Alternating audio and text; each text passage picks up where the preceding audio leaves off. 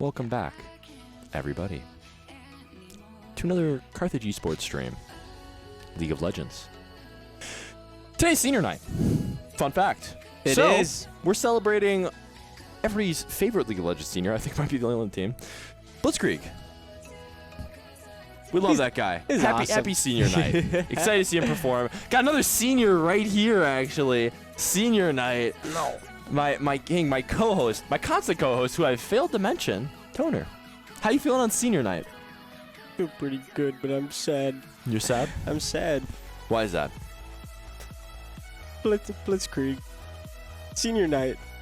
He's so awesome. He is. So that awesome. Jake Blitzkrieger guy. There he is. He is here. Yeah, there he is. Oh my goodness. Syndra. In all of Syndra his glory. sometimes. The Syndra. Syndra. Of course. Azir sometimes. All of those champions. But Silas. Today, we're championing his academic success as he'll actually be graduating. He's wicked smart. He's a smart guy. Wicked smart. Lovely member of the team. Leader in the locker room. Oh yeah. The locker. The leaguer in the leaguer room. in the locker room. Oh yeah. That was terrible. I tried. I'm not good at puns, That's but okay. I had to give it a shot. I respect it. Yes. So. Wait, what's he holding? A boomerang, I think. He's rocking it, whatever it is. That's cool. That's really cool. It is. That's why we love him, for his photogenic nature. Now, that's marketable. That is so marketable. Tell me more about how it's marketable. That is so marketable. Look at the lighting. Okay. Look at the pose. What is he selling? Happiness and smiles. Wow. That Jake Krieger. Happiness. Happiness, smiles, and league wins, of course. And Masters League of Legends, of course. So awesome. So cool. I can't wait. It's going to be so awesome. Yes, of course. Seniors always get, like, an extra boost, like, during senior night. Like, Val. Okay. All the seniors just popped off on Monday night. It was crazy. It was absolutely crazy. Like, every single one. Like, we saw 3Ks, 4Ks, almost an ace. And so I'm going to see the same thing. I'm predicting 23-1 for Mr. Blitzkrieg tonight. That, like, total? Or in one game? No, one game. In one game? In one game. Well, I think we'll all be excited to see Blitzkrieg drop a 20 bomb in this next game, as is predicted here. It is predicted. You heard it here first, everybody. It's the truth. It is. Blitzkrieger is the truth. He is the truth. He's awesome. He's so cool. Awesome. God, he's so cool. And he's a senior. Now I'm Happy senior now night, I'm guys. so sad. It makes me think just like, oh my, this, we only got a few weeks left. Yeah, it is definitely crazy. I mean, don't like that. We have both been on this stream for three years. Ugh. How is that possible? I don't know. How is that possible? Weird. We're old. I don't like that. We're so old. Oh God. Okay. Yeah, we've been on the stream for a bit. He has always been a lovely interview, and all we've heard all season is what a great leader he's been, and obviously we see him perform every night. So, all right, that's our senior segment. That is our senior segment. Yeah. Clap it up. Clap it up for Jake. Thank you. Alrighty. Jumping into this game, though, I believe this is the last game of the regular season here for the FIrebirds. Really? Yes, this is going to determine seeding. We're up with the Bradley Braves, who I had a fun fact from the producer. I'm going to need to tune it. Producer, what's our fun fact today?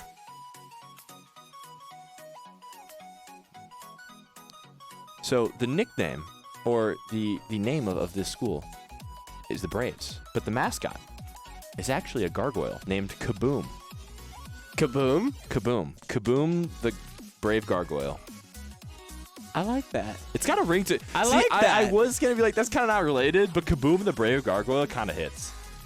That sounds so cool. It's a Native American. Okay.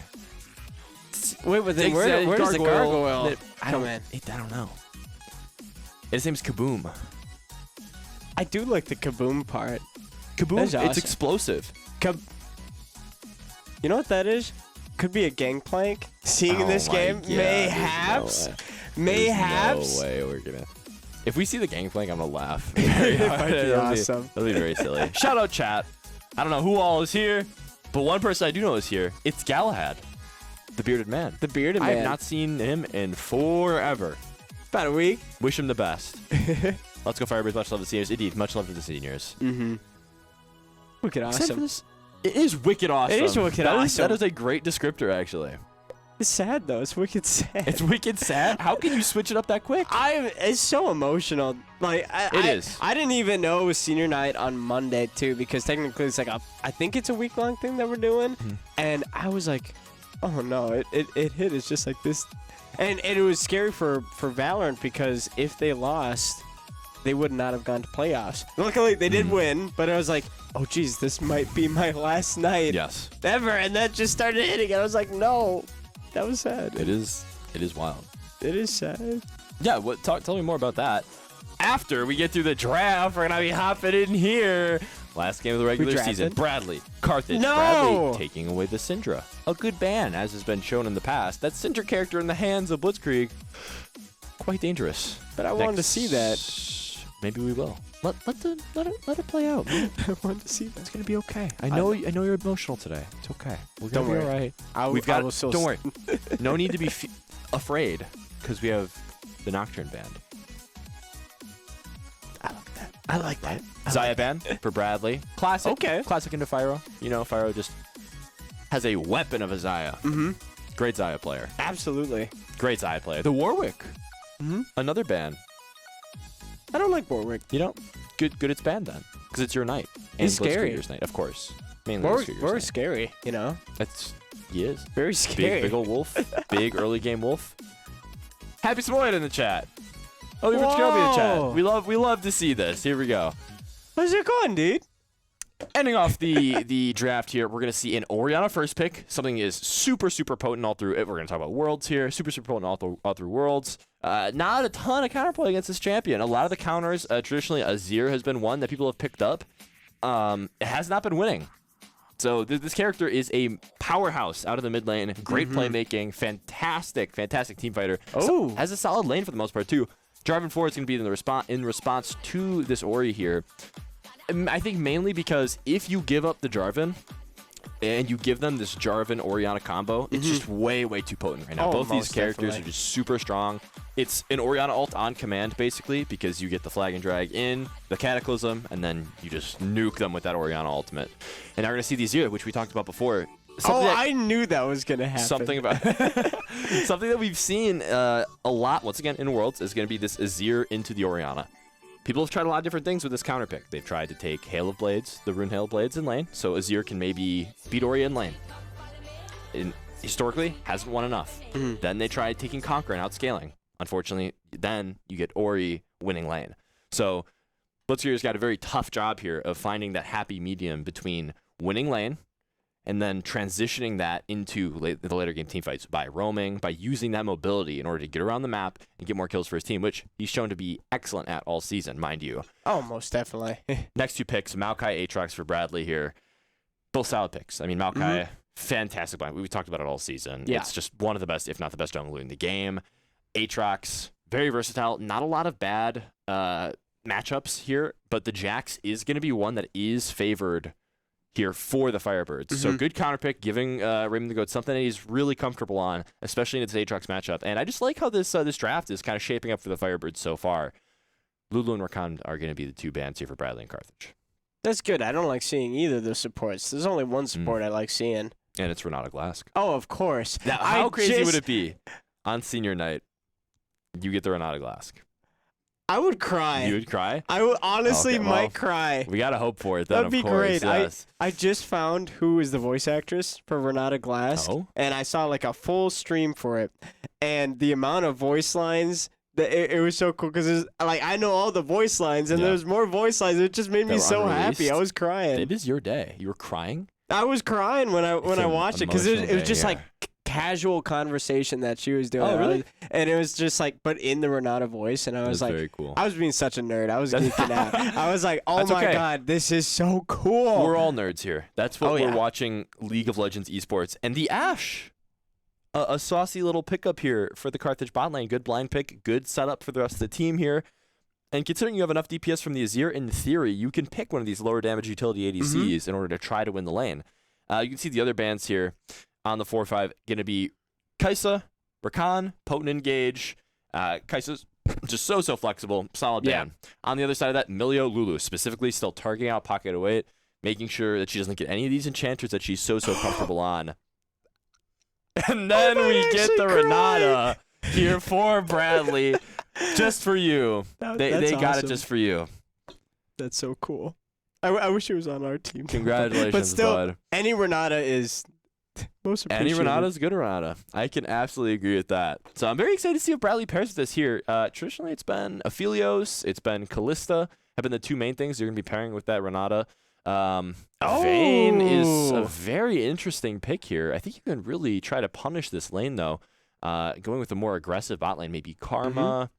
Seraphine is something that would be actually excellent. I would love to see a Seraphine pick here for the Firebirds. That honestly would be kind of the best choice scenario right there, I'd honestly say, because Vayne with that... Oh, my...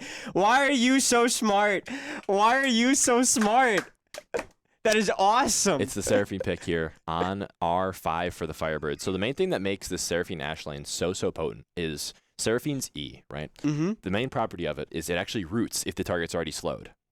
What does Ashe auto attacks do? They slow. They slow. So if you get an Ashe auto attack down, then you'll automatically get that root, and then you don't need to use your double up anymore on the E. You can start pumping it into the damage with the Q. So this is a very potent lane into a champion in Renata that doesn't like playing against these more ranged supports. You really want to play Renata into engaged supports just because of how potent she is at peeling. I've said potent a lot today.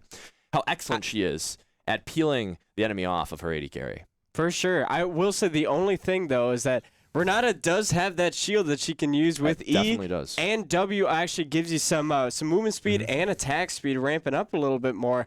So if you miss that E, you could be taking a couple good true damage shots from Vayne. Absolutely. So that's why I love Renata so much with this. Yes, Renata, especially into the rest of the team comp, I think Renata is fantastic. Though. That's the main thing. That's why I like how the Firebirds went around to kind of punish that Renata pick, at least in lane. Because Renata into Jarvan, into Azir, these champions that want to just sit face up, or at least in Azir and Jax's case, they want to kind of find their way into the team fight, and they need to go in. I mean, Azir, in order to get that maximum value, you need to use that shuffle. Go in, dive the back line, push them towards your team, get all that damage down. But Renata makes that really difficult, not only because of her handshake and her ultimate hostile takeover, but also because of her second chance ability. I can't believe I forgot it. That's like the main mechanic of her kit is her saving people from death. Bailout. Bailout. Thank you. Thank you, Tony. God. It's so awesome. It is. But bailout is going to be huge in this game for this Vayne. I mean, if she gets... we all know Vayne is hyper carry, super high damage ADC once you hit that mid to late game spike. It's just about survivability. Vayne, it's so much about just playing the edge of your range and really making sure that you're weaving in and out with your Qs, use that invisibility from your ultimate, use the condemn correctly in order to maximize your damage output. So most definitely. Going to be excited to see how that is utilized as well when there's so much dive coming at you. For sure. Yeah, I think something to note, though, is that I honestly don't think Renata would be the best pick in this, just against this team, because you don't have a lot of, I would say only the Ashe and the Jax that's going to do a lot of damage if under R, but it does pair pretty well. Azir too. Yeah. Azir's going to be building, maxing W, building an Asher's tooth, so you will still get some value out of that. I think my main concern is I feel like there's way more synergy on the side of the Firebirds. They are playing towards these picks, and they have this great split pushing threat in the Jax. They have the utility and damage in this bot lane in order to win that 2v2. And in this, in theory, winning mid matchup, they have 3 winning lanes with the Jarvan, which is really hard for this Maokai to deal with because Jarvan is going to win any sort of 2v2 against Maokai. Yeah. He's just simply stronger in those early stages of the game. So if we see Beast Fridge really take over the map with these 3 pushing lanes, take every objective, just be everywhere at once, the Jarvan way, then we will see a very smooth game here for the Firebirds. But right as you see any sort of slowing down by the Firebirds, a mistake that's pounced on here by the Braves, by Bradley, all of a sudden, if you get into these late game slogs, the Vayne, the Orianna, and the Maokai all of a sudden have so much more value. Just because of these late game spells and just how much damage that they're able to output. For sure. And who would you think won draft it with all that being said? Definitely the Firebirds. I think that they have way more agency in that early to mid game. And I think that's really important. They have these buttons that allow them to just kind of go in, no questions asked. They have the Jarvan ult, they have the Ashe ult, they have the Seraphine ult. It's not like their team fight is bad. It's just they need to find that advantage in that early to mid game in order to really push towards a victory soon. And that's going to be the win condition here for the Firebirds. Sounds good. Well, hopefully we see that happen tonight. Hopefully we see that indeed. So we're going to see you after 2 minutes and 24 seconds on the dot here. Be back with you after that quick spectator delay break.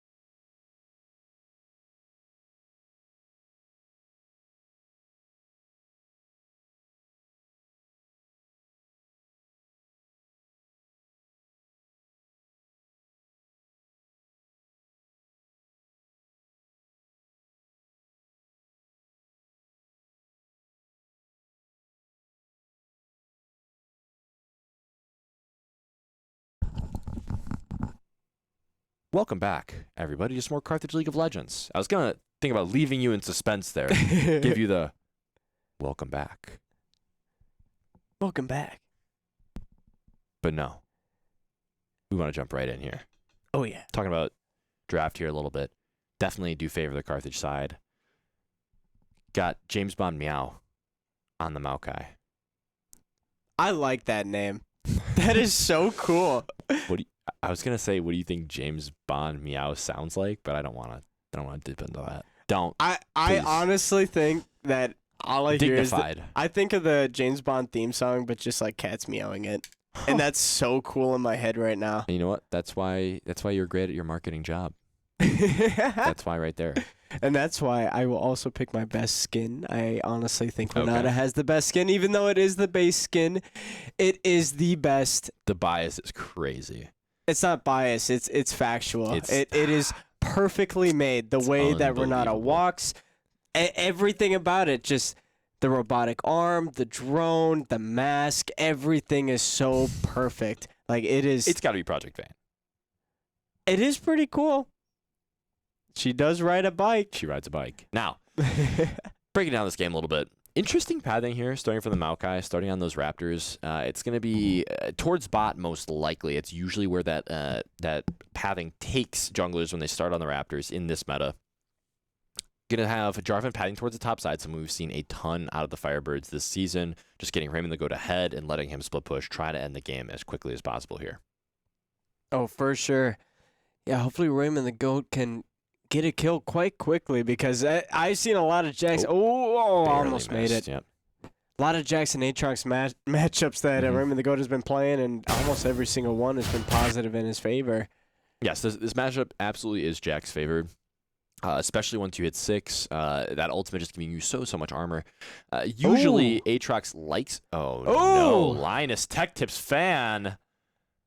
Going to take a really rough trade there. Now what you're looking for out of this early lane from the Aatrox, usually you really want to space and poke out with your Q, but here, just not available.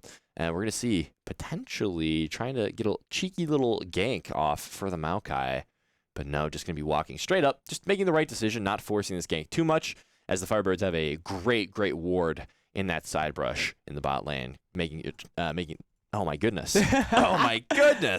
making sure that Maokai can't sneak in, as we get a really good handshake there in the bot lane. But as you can see, this potent early trading here out of the Firebirds, so much chunk damage right on to the Vayne. Oh, misses the EQ combo. That shouldn't matter too much, though. Their 2v2 is just so strong. You get that extra attack speed. As no, they have to actually flash out of this one. So early victory here for the Braves, able to get the flash out of Beast Fridge. That will definitely help against this intense early pressure that Jarvan can provide. Oh, most definitely. That was a really nice start. That's all you got to say. That's all I got to say. Really nice start there for the Braves. Yeah, it's the trade here. See, this is what makes this is one of the reasons that makes them so potent. Usually, what Ashe is able to do is kind of walk you out of lane with her slow. She'll just auto you down, force you off the lane, and then she can't really do much. Her W, it is good at poking, but now with the Seraphine beside her, all of a sudden, forcing the opponent under turret becomes way more dangerous, as you have that long-range poke from her Q, the slow and root from her E. It becomes so much harder not to eat that additional damage when you're just trying to CS under your turret, which is something that can be really difficult for Vayne. Oh, most definitely, and not even just that. I mean, you also got that Ashe in the way too with the volley on W. Absolutely. So, good early pressure here from the Firebirds, but on the other side, trading that flash will be a big win here for the Braves, as now Raymond the Goat tanking some Infernal Chains, but all around has really good push here. You can't be upset out of the way Raymond the Goat's played this matchup so far. He's going to have a CS advantage. He's got the health advantage as of right now. And with the wave pushing in, he is going to be relatively safe here going forward. Yeah, most definitely. Oh, there goes a level. I was about to say, oh, where's that level 5? Yeah, with so many minions being pushed in, you'll definitely see a little bit of a level disadvantage, but ultimately, good thing here for Raymond the Goat. Going to be ahead in that gold and experience department. Everything going to plan in the top lane. One thing I would like to see, ganking this bot lane here for Beast Fridge. If you're able to find your way around the ward, which I believe is spotted, this is a very good gank. You should be just starting to auto, using that slow. Good condemn there out of Jojo Eisen. Yeah, using the, dear Infernal Chains. Yeah, just taking so much damage from the minion wave up there. So, despite the fact that he's got the minion wave in a good spot, it's still going to be very tough to trade back as Raymond the Goat, just taking so much damage from those minions. As you can see, he's already chunked down to about 200 HP. Yeah, has to recall, but doesn't have the TP, so it's just going to very quickly go back up. Yeah, but now Beast Fridge taking a little gander at the mid lane, seeing if there's anything available, but no, just going to be going right back to farming. Dragon is on the map, though, so one thing I would like to see here, the Firebirds pushing out this bot lane and going for that early dragon.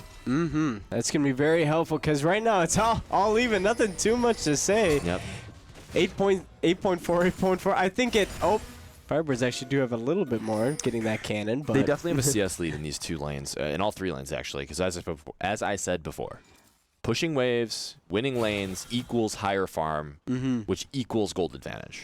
So being able to, once again, push these leads, find kills by denying the CS is going to be the name of the game here for the Firebirds going forward, especially with these super potent kill lanes in top and bot. For sure. James Bond Meow just chilling out in the bot lane, just seeing if they can find a good opportunity, but I don't think that anything coming from that. See, the problem is, though, they have, as I said before, they kind of have to push out this way if they want to take a reset here. So they could get baited into a fight. You got to keep in mind, James Bond Meow does still have the flash available. They're just going to try to walk away from this one, though. The Condemned does come out, pushing Fyro to safety. And ultimately, a little bit of wasted time there. A flash forward shuffle, forcing the flash on Neon Diamond here. Ultimate comes through, the shockwave secures first blood. Bradley taking the first one of the game here. Well played by Orianna, and that is why this champion is so strong right now. The kill pressure on that ultimate is insane, as now Linus Tech Tips fan taking a really good trade into Raymond the Goat here as he takes a turret shot. This is definitely a kill angle here for the Aatrox. Raymond the Goat just gonna have to walk away, try and find that leap strike fast enough. Keep in mind, he does have the ultimate available though. It seems like he could get it. Leap striking away though. That'll be a flashing forward. Linus Tech Tips caught him lacking the second kill here for the Braves, and they have taken control in this early game with those 2 solo kills. A little bit unfortunate for the Firebirds, and it looks like they will be going for drag, but that's all right. Still very early on in the game, so hopefully Firebirds can do a little bit better. Absolutely. Ultimately, not too bad here for the Firebirds. Losing out on that 600 gold and the first dragon is going to be rough, but you still had a lot of kill pressure all around the map. It sucks that Blitzkrieg gave up that flash and the ultimate, but still, you're going to have the DPS. Jarvan needs to make something happen at this point. This will be kind of the X factor going forward after these 2 solo kills, because these laners now are behind. They're going to need help in order to win their matchups. So you need to see Beast Fridge roaming around the map and finding some kills for his team. Most definitely. Where would be the most optimal spot right now? Pretty much anywhere? 100% bot lane. I think you need to find a kill with this utility lane, or else Ashe is just going to fall way behind. So I think the name of the game is just get this bot lane ahead and try to steamroll this Vayne. It's now Raymond the Goat taking still a lot of damage. That kill definitely has added up. I believe Gore Drinker is going to be the first buy here for Linus Tech Tips fan, which has been meta. It's good. You get a ton of healing. Survivability, it's exactly what you're looking for on the healing character. Most definitely. It's kind of funny that... Oh, what is that thing? Is it a flail that Gore Drinker is? Counter-Strike does come out, so you will get the stump, but the Infernal Chain securing the kill. Linus Tech Tips fan with the second of the game and a big early advantage in the top side for the Braves. Yeah, and that's going to put a 150 gold bounty onto that Aatrox.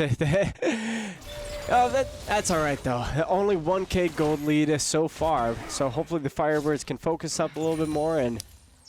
It absolutely, it's once again, there's still so much kill pressure on the map. Beastfridge just needs to find something. It sucks because Makai's just been able to kind of run around the map for free, hover waves, make sure that his laners aren't going down. Whereas now Beastfridge has a lot of pressure on him trying to find this kill.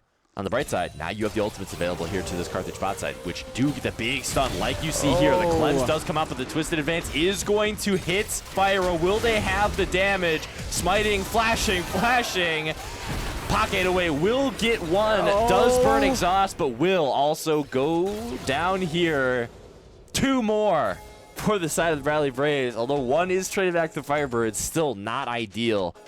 They will, however, get a Rift Herald for their troubles on the bot side. That was really well played by Bradley, and especially more of that Renata glass pole. That was really well done. The handshakes this game by Renata, by Forex Supernova have been fantastic. Just kind of stopping them in their tracks, halting this immense pressure that the Ashe Seraphine is able to dish out. For sure. Really liked how we've seen this Renata play out this matchup this far. Yeah, and especially like Fyro and Puck, they stay very close together, but that just makes it so much easier for Renata, because if you can shove one champion to the other, it does stun them flashing forward, Beastfridge is actually going to find the Cataclysm here. Blitzkrieg with the ultimate backwards, but he might actually be able to run away. He's got so much movement speed. Puck 808 looking to clean it up here, gets the root. Ultimately, kill secured for Blitzkrieg. The Firebirds on the board once again with the second kill, narrowing the deficit now to just 1,000 here. Yeah, that's a lot better. He's not fighting on a good gold here. He is 2 levels down. You got to be really careful when you're fighting in this situation. As you can see, the damage difference is so high. The God Killer is here. The 3rd solo kill for Linus Tech Tips fan.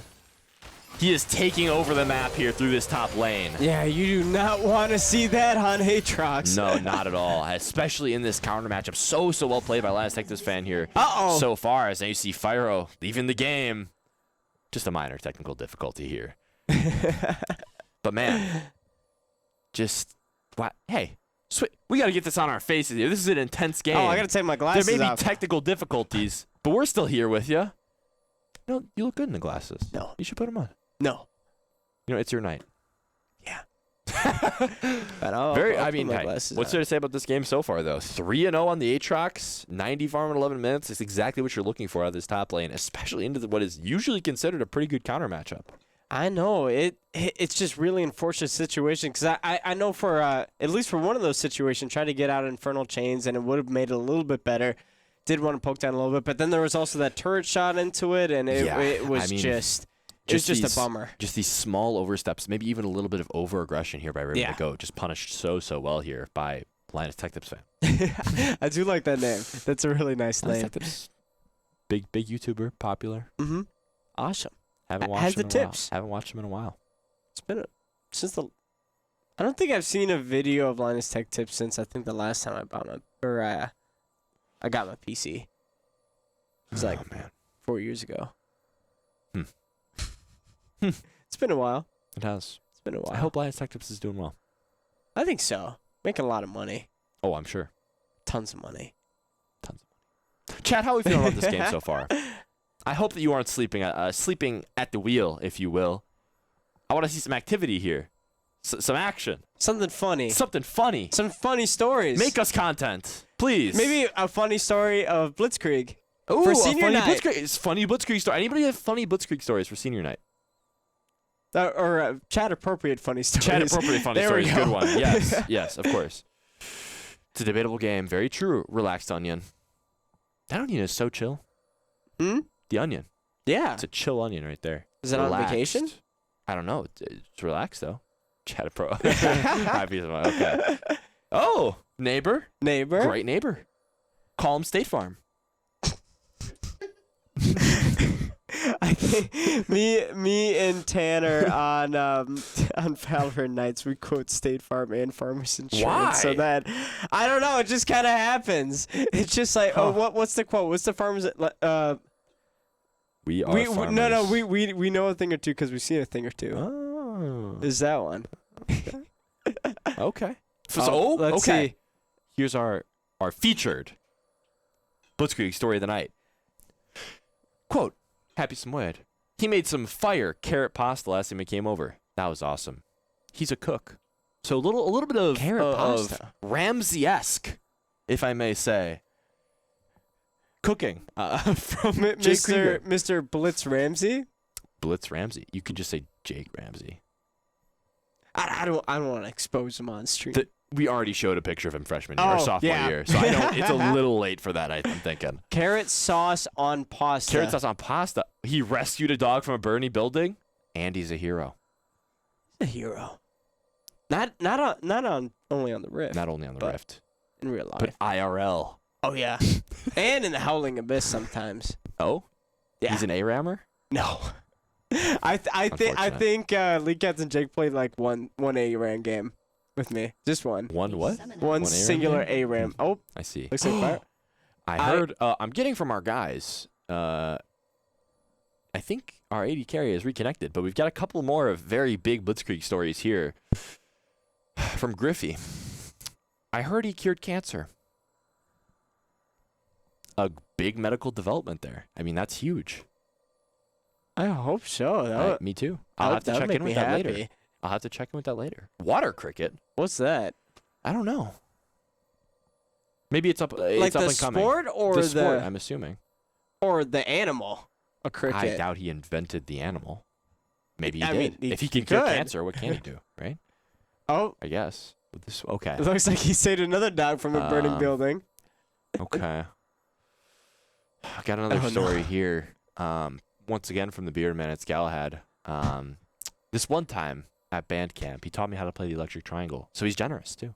A hero, a scientific hero, and now we're back to the game. Alrighty, handshake immediately into hostile takeover. Fyro's in some trouble here. Does get the enchanted crystal arrow out, but that's just gonna be a push away. So much move speed here for the Vayne. Ooh. Just barely gonna be able to get away here though. Fyro kiting forward, gonna eat the condemn, but finds the kill. Big 2v2 for the Firebirds.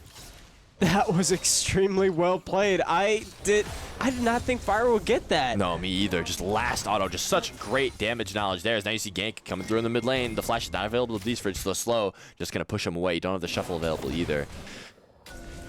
And you see James Bond Meow. hovering that lane. So even if that gank did happen, potentially could have been catastrophic with how much CC that Maokai is able to output. Oh, most definitely. I do not like it when there's a Maokai in the game. Too scary. It slows the game down. Oh, yeah, most definitely. Just makes it feel like sludge. This is the thing. I don't like junglers that are too fast, and I don't like junglers that are too slow. What are you, Goldilocks? Yeah.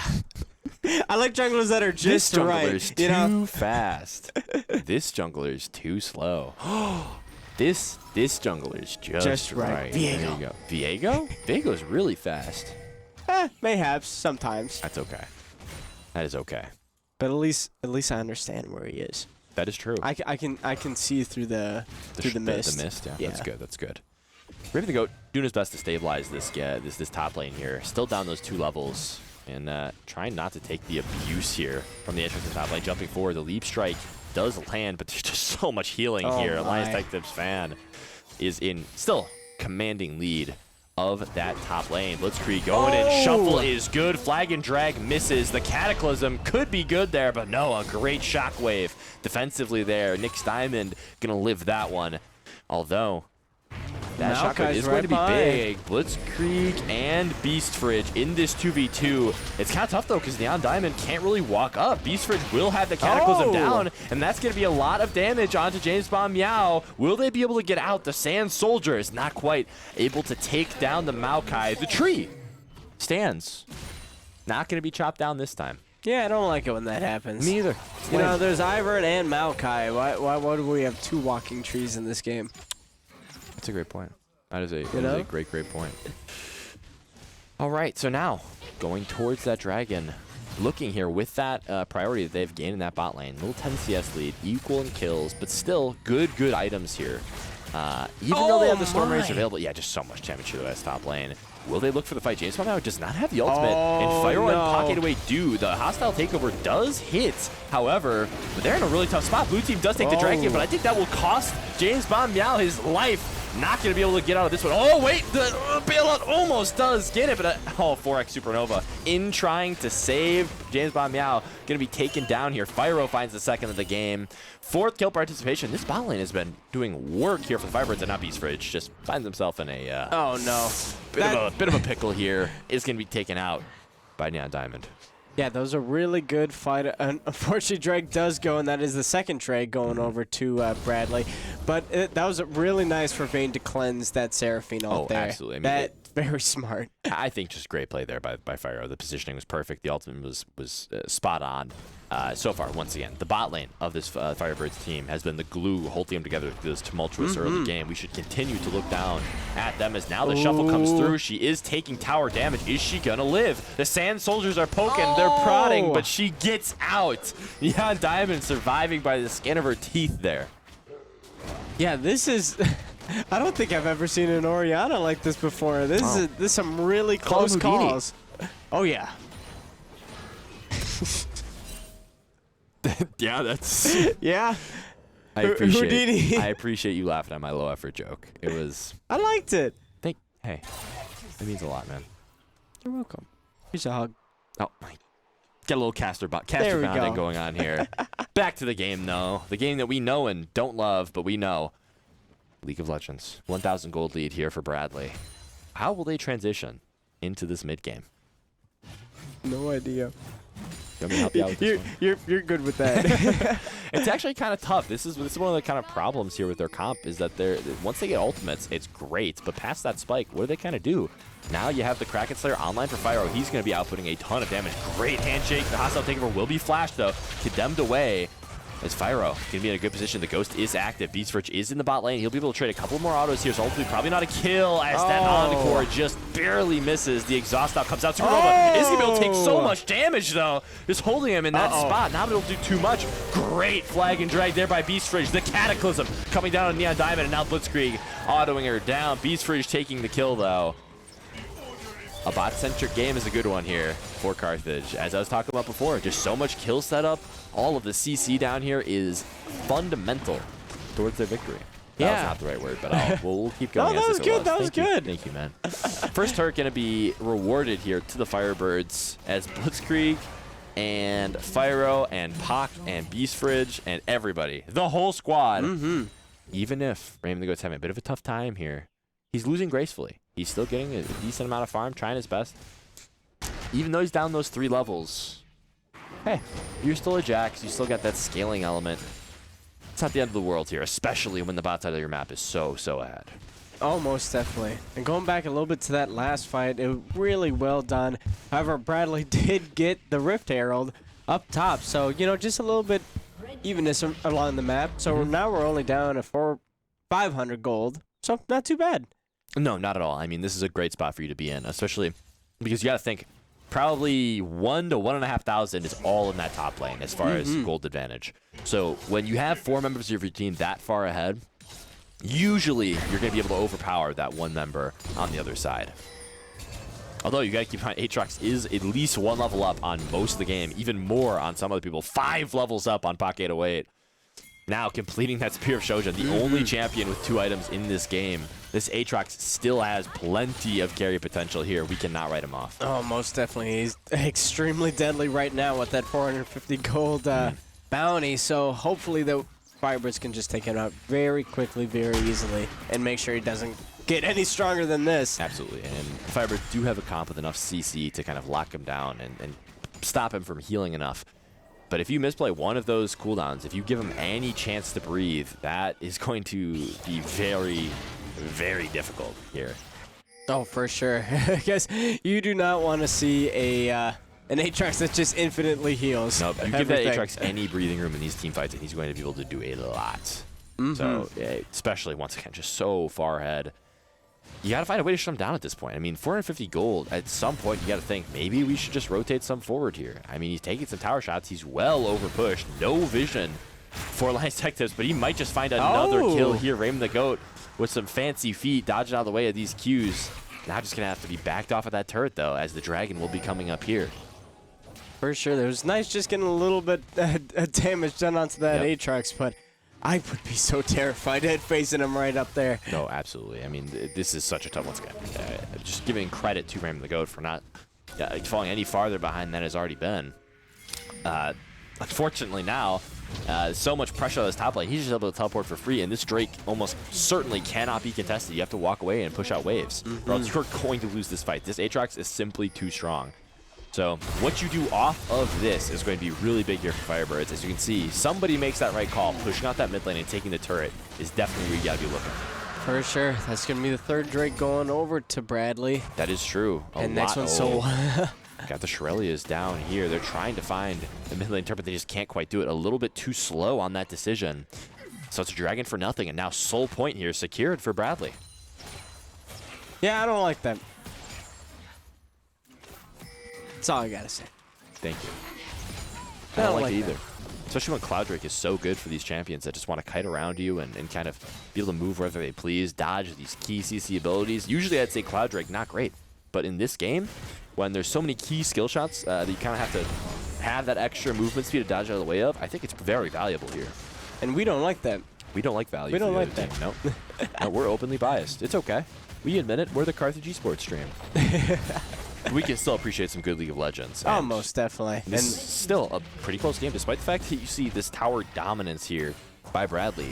The kills and the lead in the bot lane are really where you're going to have to look. Once again, I've said it once, I've said it 1,000 times. You need to look towards these kills in the bot lane. Just barely messes up that combo. Blitzkrieg looking for the shuffle on the top side, but not quite able to chain those abilities together to find it. Yeah, right now Aatrox doing a lot of pushing, and that repair getting put down mid. Yeah, that's a lot being done. It certainly is, and at some point you just need to answer this Aatrox, no matter how far behind you are. It sucks because it's a losing battle. He's just so huge, but you don't really have a choice at this point. If you're just gonna let this Aatrox continue to split push for free, you're gonna lose the game. It's as simple as that. You're just losing too much gold, and you need an answer. Oh, jeez. Yeah, as you can see, no small task there, as now Aatrox is 2 levels up on the rest of the game here. Level 15 at 21 minutes. You just need to find something. It's slowly falling out of the question here. You need some sort of kill here against this Aatrox if you are going to put yourself ahead. Yeah, you do not want him to roam free. It's just a field day for him. It is. You can't let it happen any longer. So We're going to have to look towards that to see how they're going to find an optimal time here to move people towards this Aatrox and hopefully shut them down.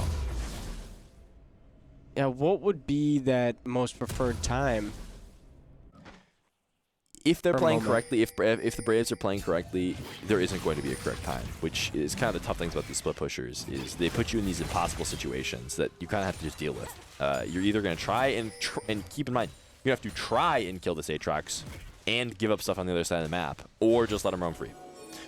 So it's a very tough decision, but ultimately I think that shutdown is going to be worth it, especially when the rest of the map is just kind of pushing forward and winning like it is. Fyro now completing that Trinity Force, the second person with 2 items in this game. That'll be pretty big, especially going towards this next fight as they kind of posture around this mid lane trying to take the turret. Yeah, hopefully they can take it out, because 550 gold bounty, and I think Aatrox just took 4 turret shots, and it was like nothing. It really was. It was like butter. It's just so much gold on this guy now. He's still just kind of free farming and free pushing. It sucks to see because, once again, there's really no right decision. If you go to answer the Aatrox, you're losing something on the other side of the map. Yep. But if you don't, and now Shockwave does find Fire, will they be able to find anything else after that? Flash and Ghost is going to view that as great shuffle. 2 into the Encore. Encore finds 3. The Cataclysm comes down, finding another. This is the team fight that you needed for the FIrebirds. The slows are coming down onto Jojo Sin, but he is going to get away. But that is a crucial, crucial team fight win there for the FIrebirds in the mid lane. They are hopefully going to be able to find something more off of that. James Bond Meowdo looking for the sapling to find Beast Fridge, but no. Beast Fridge grappling away. I was kind of scared about that little sapling going down. Oh, me too. But yeah, that, 100%. oh my, that was so close for Beast Fridge. What a play. No, just a perfect team fight, shoving those. Oh, there we are. That was a tough situation to find yourself in, but now the World Ender is here. Will he have the damage? Wow. Yes, he will. Shut down. Just another one for big Aatrox here. Yeah, and it looks like Cloud Soul is going to be spawning in 45 seconds. And Aatrox is still just running around. Yeah, Aatrox, I believe, might have ult for that too, which is just really unfortunate. At the very least, you'd like to say, well, you know, mid died, but at least Aatrox doesn't have ult. But I'm not sure we'll be able to say that. Now Beast Fridge walking into a trap here, able to barely scoot around it. He knew something was up. Smelt it. He's like, That's fishy. That's fishy. Yeah.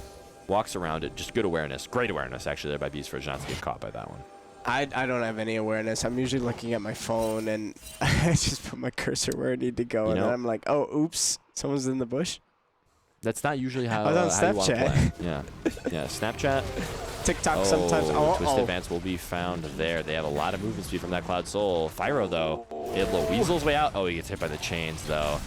He gets knocked back, and now Linus Tech Tips fans goes to town. 5-0 is the Aatrox. 700 gold shutdown. He's a monster. Level 16, and I don't like that. No, not at all. And just you can't be making these mistakes at this stage of the game. Like, you have to know. You just don't have anybody with you. If you are an AD carry, you need to just stay away. And if not, then you have to have that hawk shot ready. And if you don't, exactly what happened there is going to happen again. And it looks like FIrebirds will be making the most out of this and getting Beast Fridge Drake. pulled back into the Aatrox. Another kill here for Linus Tech Tips fan. What a game for him here. Yeah, 6-0. Flashing forward, Raven to go will find the ultimate though. The stun, the counter-strike is in. Raven to go picks up the Orianna, but they're going to lose the mid-turret forward. Fyro cannot stay here alone. They need to move people here as soon as possible, or else that tier 2 is gone. Yeah, this... Oh, dear. Oh, now Raven the Goat is found under the turret. The knockup is good. Linus Tech Tips fan is godlike. I've said the name 1,000 times. It seems I will call his name once more. This Aatrox is a problem still. They need an answer to it. Yeah, with time closing out, I don't know if there is. Because you don't have that many turrets left. You don't. They played the macro game fantastically around this split-pushing Aatrox here. 3 items. He just chunks these turrets so fast, and nobody's really able to stand under turret against him. He just got too much healing, too much range. You need to make it. At this point, it doesn't matter how much you lose on the other side of the map. You just need to shut this guy down. For sure, but at the risk, like, I mean, I'd say probably an inhibitor and maybe even a couple deaths if you go all in too. So I played very carefully, But I agree with you. He's 3 items, and with I don't like seeing that. No, not at all. It sucks. But these games happen, and I'm sure they'll be able to bounce back no matter win or loss. You just have to have a clean slate for this next game here. Sorry, that's quite the yawn. I was yawning. A little sleepy. Yeah, woke up pretty early today. I did too. Woke up at 10. Yeah. Oh, That's pretty early for me. does miss. Looking forward is Blitzkrieg. He's gonna be walking away here. The siege coming out now from the Braves, trying to trade forward. He is going to take 2, 3 turret shots here. This is the play that you need to make. The hostile takeover is so good, though, forcing them into an awkward position. Linus he's eating. Dear. Whatever his username is, he's eating. Big chunks here. Joey Sin getting one for himself there. And, yeah, just a tough fight here. That's what we feared about all that healing. Yeah, it's so tough at this point in the game. You need to find some more anti-heal. You can't just have the Bramble Vest against them. 4 levels up on the AD carry of the Firebirds here. 6 levels up on the support. And now going over the wall. The slow is good. That's one more. 8 kills. Legendary. Linus Tech Tips fan has written his mark into this game, surely, as they're going to push for some bigger advantages here, in potentially in an inhibitor, or if a bad fight is taken, the game could even end here, honestly. Yeah, I'd say so. They've got 3 pushing waves. I mean, really impressive here as far as closing out this game. The wave management has been perfect. They crashed all 3 waves at the same time on the Baron timing.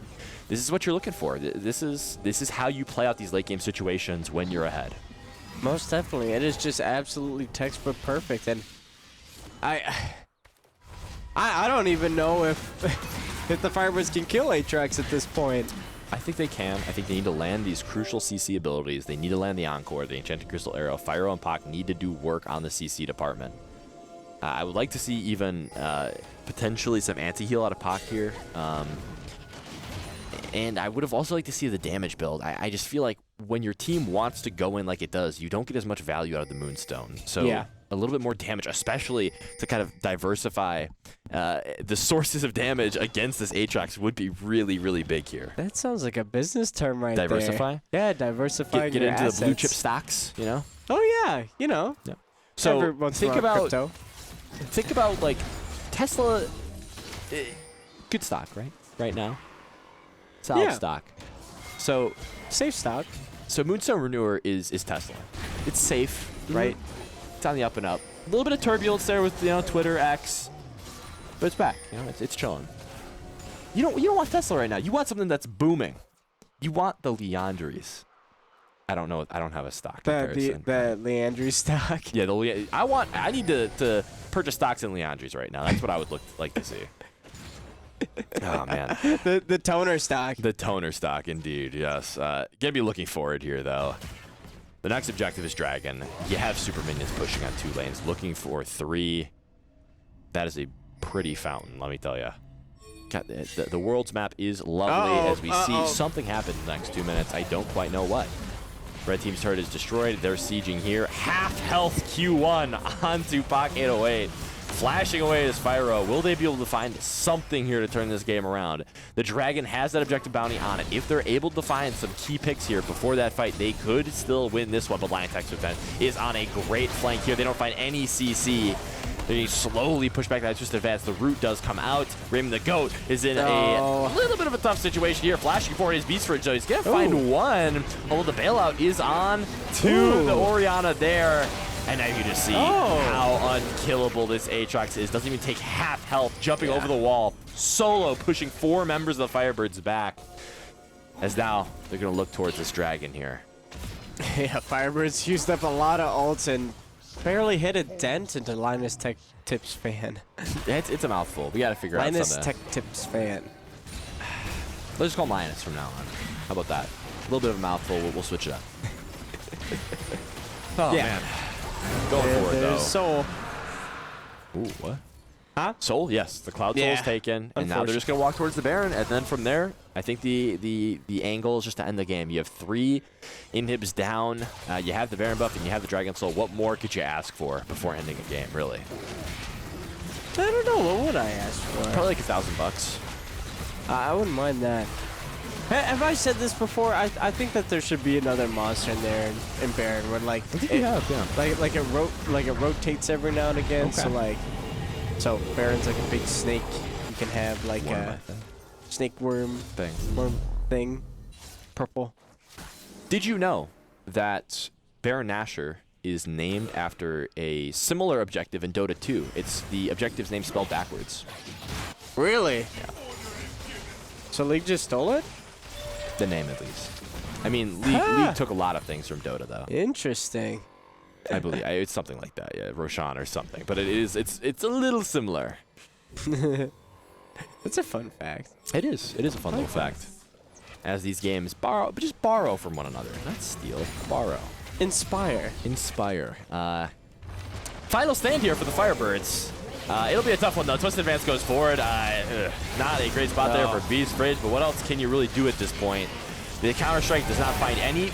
Multiple person encore there, as now, you get Lions Texas Fan into the fountain, but not enough damage. That will be game 1 here for the Bradley Braves in a clean end. 33 minutes is the game time. 1-0.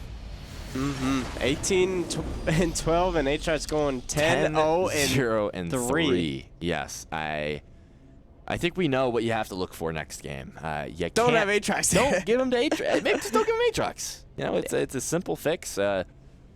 These games happen. Sometimes you just get that one lane super ahead, and even though you saw they were winning across the map, unfortunately, sometimes these carry games happen. You have to look forward. You can't put too much weight into it. Well, they call him the World Ender for a reason. They do. And that Ender right there. That was pretty good. Indeed. That was pretty awesome. It was. But good things to learn from for the next game. Absolutely. And those things that we're going to learn from are exactly why we're going to be taking a break right here, giving the players a little bit of time to strategize, think through what picks and bans we're going for, what strategy we're going for, and how to shut down Linus in the top lane. We'll be right back after a break.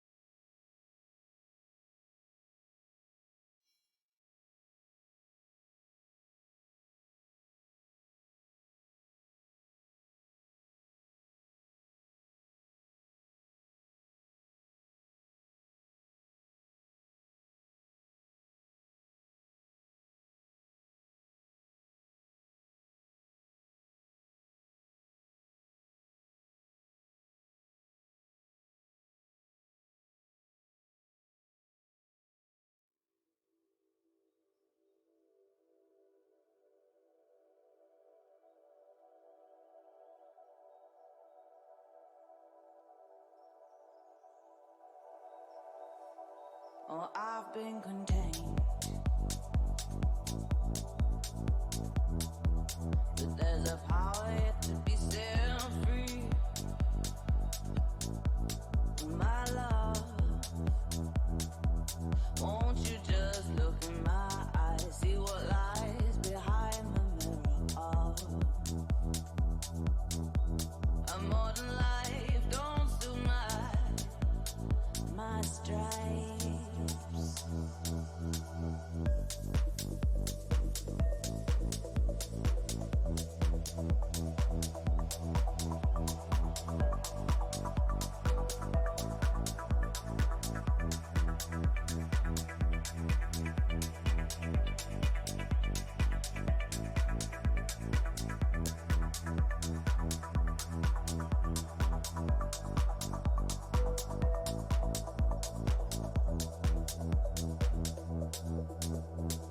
I've been waiting, laying dormant for this change to let me go.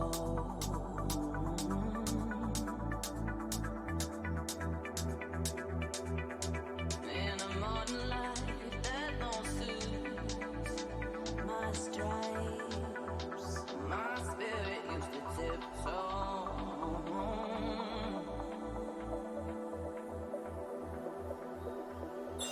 Look in my eyes, see what lies behind the mirror. You look in my eyes, see a light that shines a different hue. In a modern life that don't suit my stripes.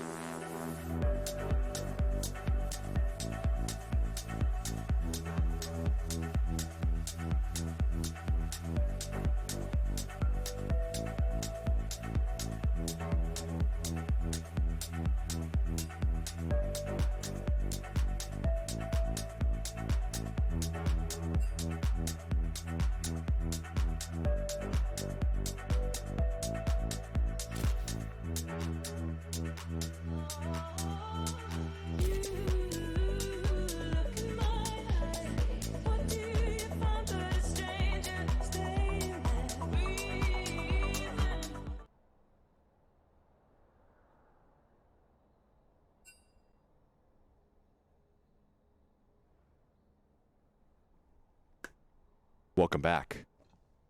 Game 2 draft. I like how you clapped in a transition. That was cool. I gotta like that. What can I say? I wonder if we clapped something else cool would happen. Something cool probably happened in the world, but we just didn't see it. It's Blitzkrieger, curing cancer.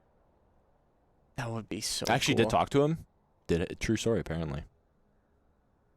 That would be so awesome. Oh, wait.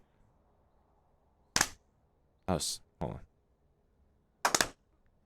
Okay, we can't do this. This is terrible. All right. Oh my God! When you clapped, Blitzkrieg saved another dog from burning building. Exactly. That's what I'm talking about. We just got to keep on going. My kids. Oh, Happy Samoyed is cured. Hey, bless up. Blitzkrieg. Blitzkrieg. Us. Wait. That wasn't us. Happy that was Samoyed. Blitzkrieg. Happy Samoyed. I'm very happy. Blessings to you and your family. I mean, congratulations. Really, it's big. Yeah.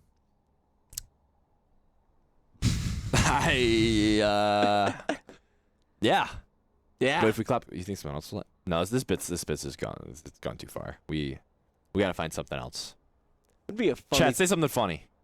Hit us with some comedy. Come on. I like some stand-up comedy. Best jokes in the chat here. What do we got? Chat appropriate jokes. Thank you. Chat appropriate jokes. I gotta keep our brand. He said something that's funny. Pretty funny. He said something funny. That's pretty funny. Oh my God, he's such a joy. Such a joy to have. He's happy. He's happy Samoyed. We can if you clap again, you might save another. Well, did it happen? There's a little delay, so we're gonna. Oh, we got it! And draft starts. Let's go. Oh.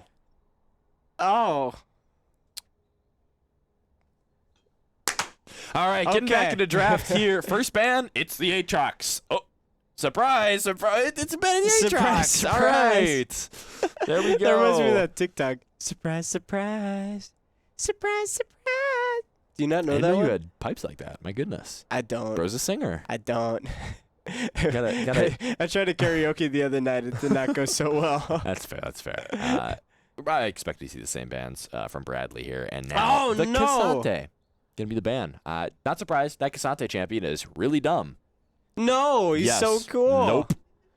I played Cassante Nope. this week in That's- ARAM, and it was awesome. That's great. It was so Stupid cool. champion. No, so cool. dumb. So cool. I Best disagree. theme song. I disagree. Best theme song. You know what is open though? What? The Oriana. I don't expect like them that. to take a B1. Ow. They took it. That's good. That's good for us. Hey! This is the classic counter pick though. So Syndra is something you'll see, or not classic, I guess, but Syndra is absolutely something you'll see into Oriana. It has a good lane matchup, and it sets up really well for your jungler. So I'm hoping to see, hopefully not a Maokai here for Bradley. Hopefully something a little bit more potent. Maybe an AD Bruiser. Maybe Viego. Maybe Yarvin. This is the same thing that we saw last game though. I mean, you take the Azir in response to the Oriana. Mm-hmm. Syndra is considered a stronger champion now. You take the Syndra, you pair it up with the Jarvan to take it away from Carthage. And this is textbook really so far. Oh. Oops. I thought that. I No, thought we're on that Carthage- side. I know. Or I was like, this side actually on the stream. There we go. I'm not a huge fan of Ori Maokai for the most part. I think you can do better. Yeah. This is just what I think. I would like to see Sejuani again. Ooh. I like Sejuani. Sejuani's tough because you need to lock in those melee champions. So you need melee topside kind of. So ideally you lock melee mid and top. But Sejuani's so cool. Sejuani is cool. So cool. She's so cool. Oh. Blind Gwen is locked now. That's something that we've seen him. I see. Here's the thing. All year, every time we blind Gwen, I say, well, blind Gwen's not great. But then Raymond the Goat just wins lane, so it doesn't matter. So what am I even talking about? That's what I'm saying. You messed up. No, it's suboptimal. That's all. And usually I would really like Gwen, but you've picked the triple AP topside, so it's not bad. You know, it's okay. It's okay. I don't know. You kind of sound sarcastic about that one. No. All right, got some bands coming through for Bradley. I think it's Rakan. positive. I like this. The Rakan ban coming through. I'm hoping to see something interesting here. I'm hoping to see some crazy bot lane from the Firebirds. The problem is you need AD really badly, so it's hard to get anything interesting, really. Seraphine being banned. Seraphine being banned. Good ban, Yeah. I think. I think The problem is it's more AP for your AP team, so it's like, ugh. I think I figured out Firebirds' strategy. Oh, what is it? All blue. See, Gwen has blue hair. Mm. Maokai, blue eyes. Oriana, blue eyes. So who do we need? We need Ashe. And Ashe, Anivia. yeah. Anivia could work, yeah. That'd be awesome. Anivia AD carry. That's crazy. I don't even know what they're gonna pick here. I expect them to pick AD carry on 4 here for Bradley. Yep. So the Aphelios is gonna be locked in. Aphelios is great here, actually. Yeah. Their draft is very good thus far. It'll be tough here for the Firebirds to salvage this one, I think. Let's see what they bring. Something awesome. It's always something awesome. It's League of Legends. Should we do a little? Let's hit with the drum roll. Drum roll, please. B4. What is B4? Yeah, as in blue side round 4. Yeah. Blue. We need more blue. There's blue. There we go. Yeah. No. It's a strat. All blue. One more blue.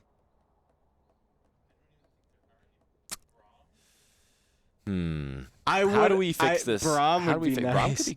Yeah, I actually think Braum is great here. Blue. All blue. Oh See, my God. that is a great strat. They I did manage like to that. get the all blue team, which is big. The issue is, I hate this team cup. I like it. That's the only thing. I like it. There's Picasso. you go to chat. Suboptimal is how I describe many aspects of my personal life. Something awesome is how I describe the rest of my personal life. Amen. Amen, brother. Thank you, it's Galahad. Always a pleasure to have you in the chat. What I expect a hook support here. Oh, Lux. Lux is okay. I don't hate Lux here. The problem is I think Jinx is fine into Aphelios. So you're not really looking. I mean, the bot lane already, it's a scaling matchup. You're trying to look towards those mid-game spikes. Whoever gets the Infinity Edge first is going to have a big advantage on the rest of the game. I think it's just to give you push. Because Lux pushes waves fast. Lux has kill pressure. Yeah. Jarvan likes both of those things. Can open up dives. Although Janna does dissuade those dives quite heavily. It's tough. Lane by lane, what do you think?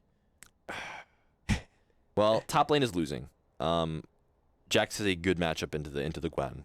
Not because he can block her auto attack, because her Q is her main source of the damage and healing, right? He can't block that. The problem is what happens after she uses that Q is you get a massive trade back. Your attack speed is just simply higher than hers, so that's why it's a winning lane. On the jungle side, Maokai is perfectly fine into Jarvan. Yeah. You can even slow him down sometimes with Twisted Advance with that ultimate. So Maokai is fine here. But within the context of the rest of this comp, you have quadruple AP. You have 180 carry. In theory, right, it's good. Or it can be good because the 80 carry is going to be doing more damage. You're going to be building less armor because they're forced to slot into MR. But realistically, what this does is you're stacking a lot of magic resistance. All of a sudden, the burst champion, Orianna, it's tough. Yeah. It's just tough. And also, that gives you a ton of Mercury Sheds value, which is a very efficient item that does very well into these high AP team comps.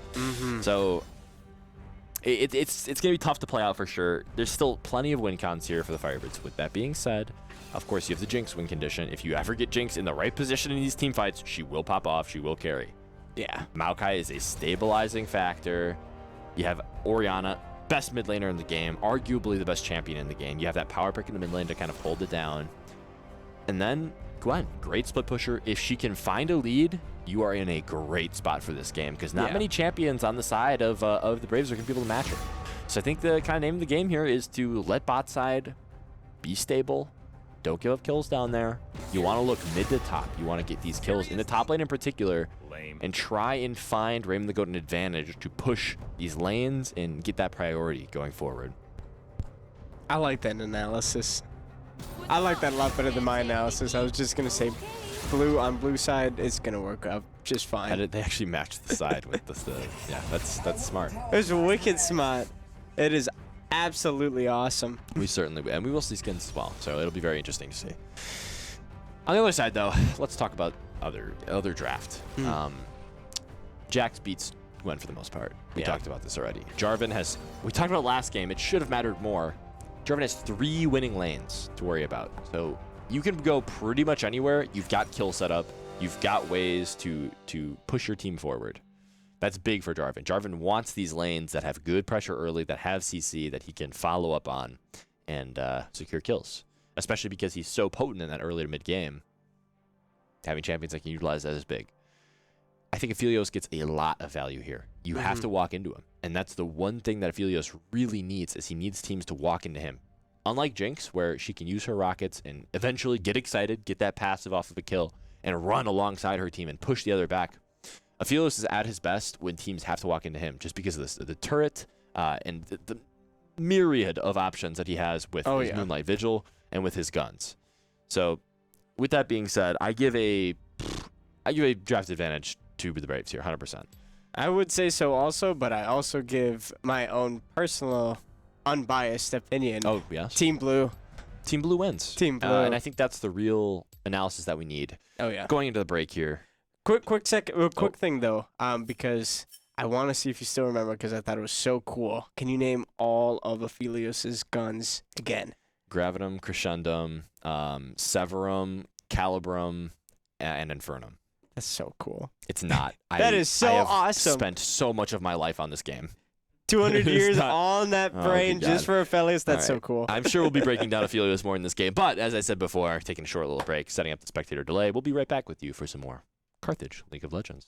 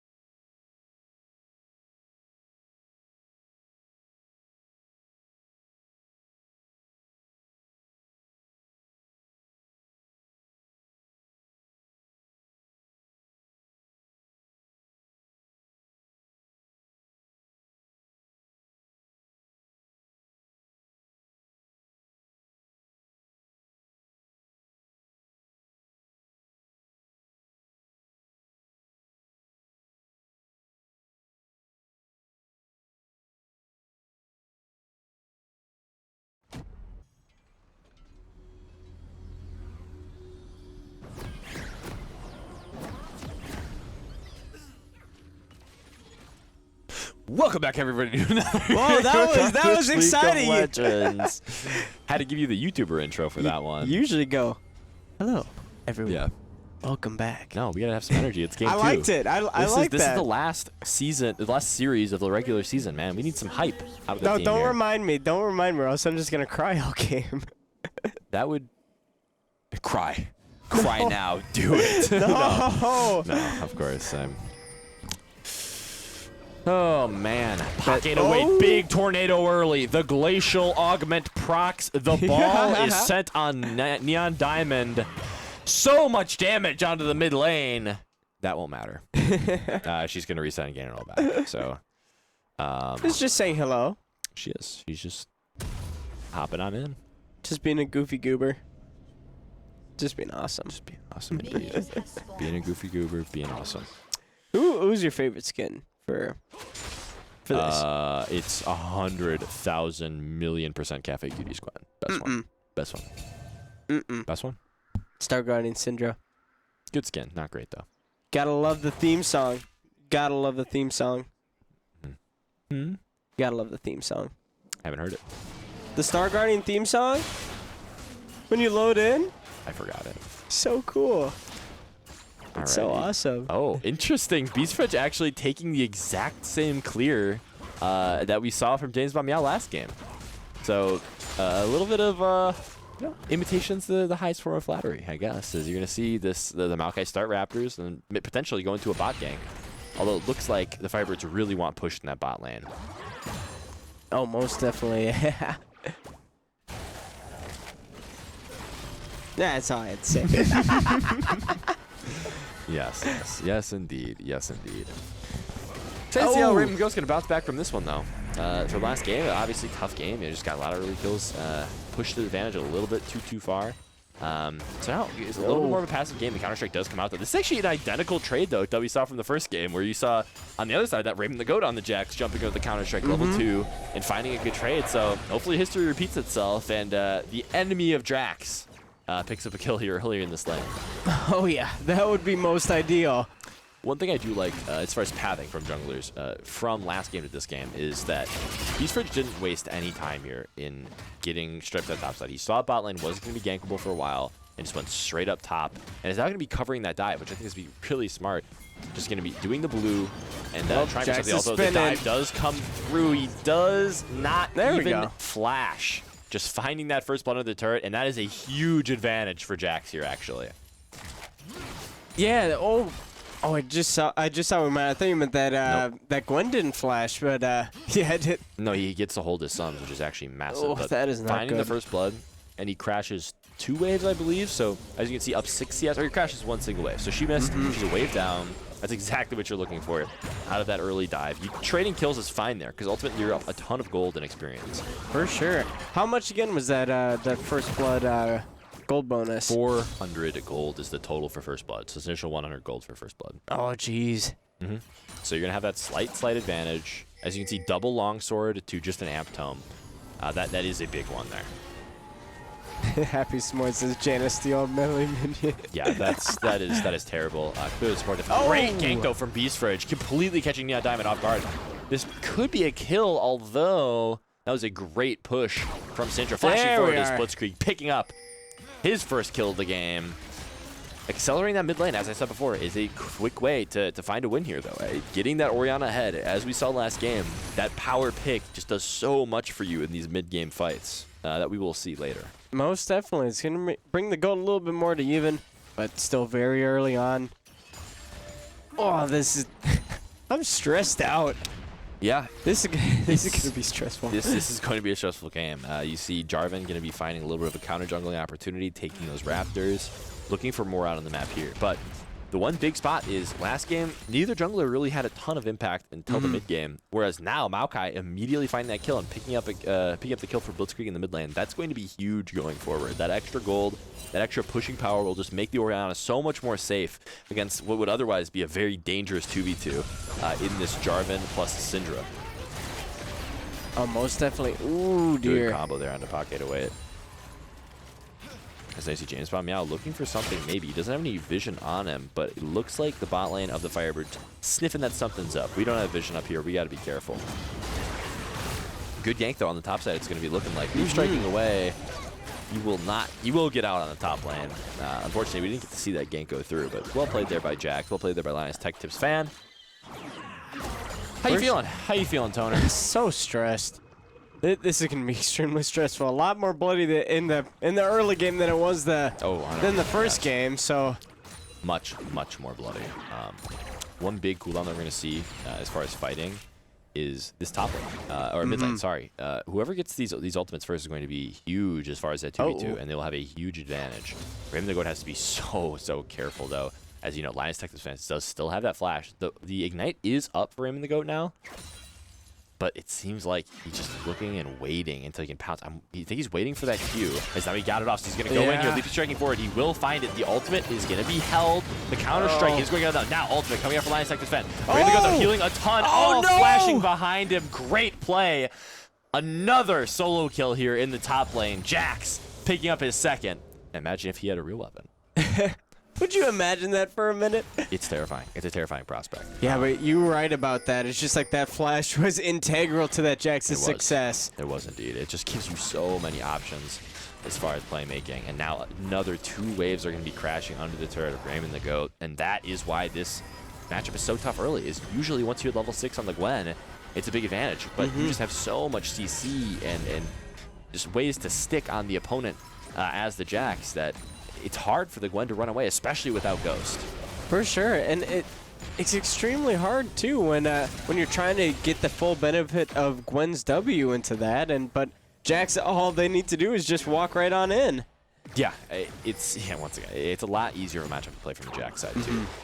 So it's a tough one. You got to find a way to stabilize that lane now because Gwen needs gold in order to find value here. Yeah. As now they're walking forward. The Gravitum will find that. The cleanse is used, but the kill is not going to be found. Flashing away, Fyro barely gets out. Very well played there. Is now a little bit more scrapping in the top side, but well played there by Fyro, using that cleanse and the flash perfectly in order to save himself. Yeah, I thought that Fyro was forward. Dear. Ultimate is good. The kill is good. Blitzkrieg with his second, and that ultimate is big there, as you can see. The Scout of the Week missing there crucially, and then the mid-jungle here at the Firebirds are just finding a lot of value. Just well played by them. Yeah, it's exactly what you were saying, is that while we didn't get to see a lot of that last game, like junglers are having a huge impact, especially Beast Ridge this game. Yes, much more bloody early game here for both sides. And a different approach you're also taking, as now you see Cataclysm down onto Blitzkrieg. He does have flash available still, just holding on to it, making sure he's going to be able to get out. Just uses that W to run away. The extra movement speed is vital there. That was very well played. Oh, dear. Is going to miss. She's going to have a decent amount of damage here, just autoing, walking away right back. She is going to be found here by Linus Tech Tips fan, though. Flashing away. Smart. Is Blitzkrieg, and now you have the W forward. Will he have enough damage for the kill? Ooh, fails the flash over the wall. Beast Ridge finds one. Tough situation there. Here comes the Goat. For the Braves. The Goat is in. The Goat is ulting. That slow could find it, but it doesn't quite look like he'll have it. The slow onto Lux, though. Rooted and dead. Blitzkrieg with the third 4 of 5 KP. This mid laner is on fire. That's our senior right there. Oh, yeah, that's what we like to see. There's a lot more synergy going on in this game so far from the Firebirds. I love to see that. Oh, yes, and this is much more reminiscent of what we've seen from him the rest of the season as far as this early game dominance, linking up with Beast Ridge in this mid game, or not even mid game, going into the mid game, linking up to Beast Ridge and finding these really good windows of opportunity. Exactly. You can't ask for much more, honestly. Oh, most definitely. Unfortunately, no TP, so he's going to be sacrificing a wave here. But after all of the work that he's done with how ahead he is in this game, you cannot be complaining about that little bit of CS loss. Oh, for sure. You deserve to go spend that money. Indeed, you do. The ultimate is not going to be used for Linus Tech Tips fan, although it is at his disposal. So he is diveable here in the top lane. Beast Ridge needs to get up there quick, or else Linus Tech Tips fan might just take that kill. Ooh, see, she's going to be taking the plating first, I think. Beast Fridge is going to use the Twisted Advance. Very well played there. Leap striking away. Ultimately blanking that play for the Firebirds. He's got to be careful, though. You will get that knockback. With the Counter-Strike and ult is available, you get a ton of extra stats there. As you can see, the stun does go down. Oh, barely able to get out. Beast Fridge has been a monster this game. He is everywhere. Yeah, the amount of value so far from Beast Fridge, from Blitzkrieg, and Raymond the Goat as well. Yep. Getting that, it's just amazing synergy we're seeing so far. Absolutely. I mean, I can talk as much about the draft as I want, but when they are just playing better, nothing really matters past that. So much value gotten out of this mid-jungle duo. That's exactly what you need. They played great around level 6, and now they're going to be pushing towards hopefully an objective here. For sure, and they definitely have earned that. Infernal Drake is up, so hopefully the Firebirds will wrap their way around. Yep, both Infernal Drake and Rift Herald, so they actually have the choice of whatever they may want, whichever lane has the most pry on that right now. That is looking like top lane, so they're going to be hopefully looking towards that Rift Herald. Although, just a lot of passivity here. I would really love to see an aggressive play, especially with how much more gold up the Firebirds are here. Is now X4X Supernova kind of pushing a little bit far forward, but ultimately going to have the happy feet to run away. Rooted and hit here. Final Spark is going to land, but how much will that matter? The EQ combo, very much so missed. The Shockwave is down, though. Beast Fridge isn't going to get there in time. Shut down for Neon Diamond.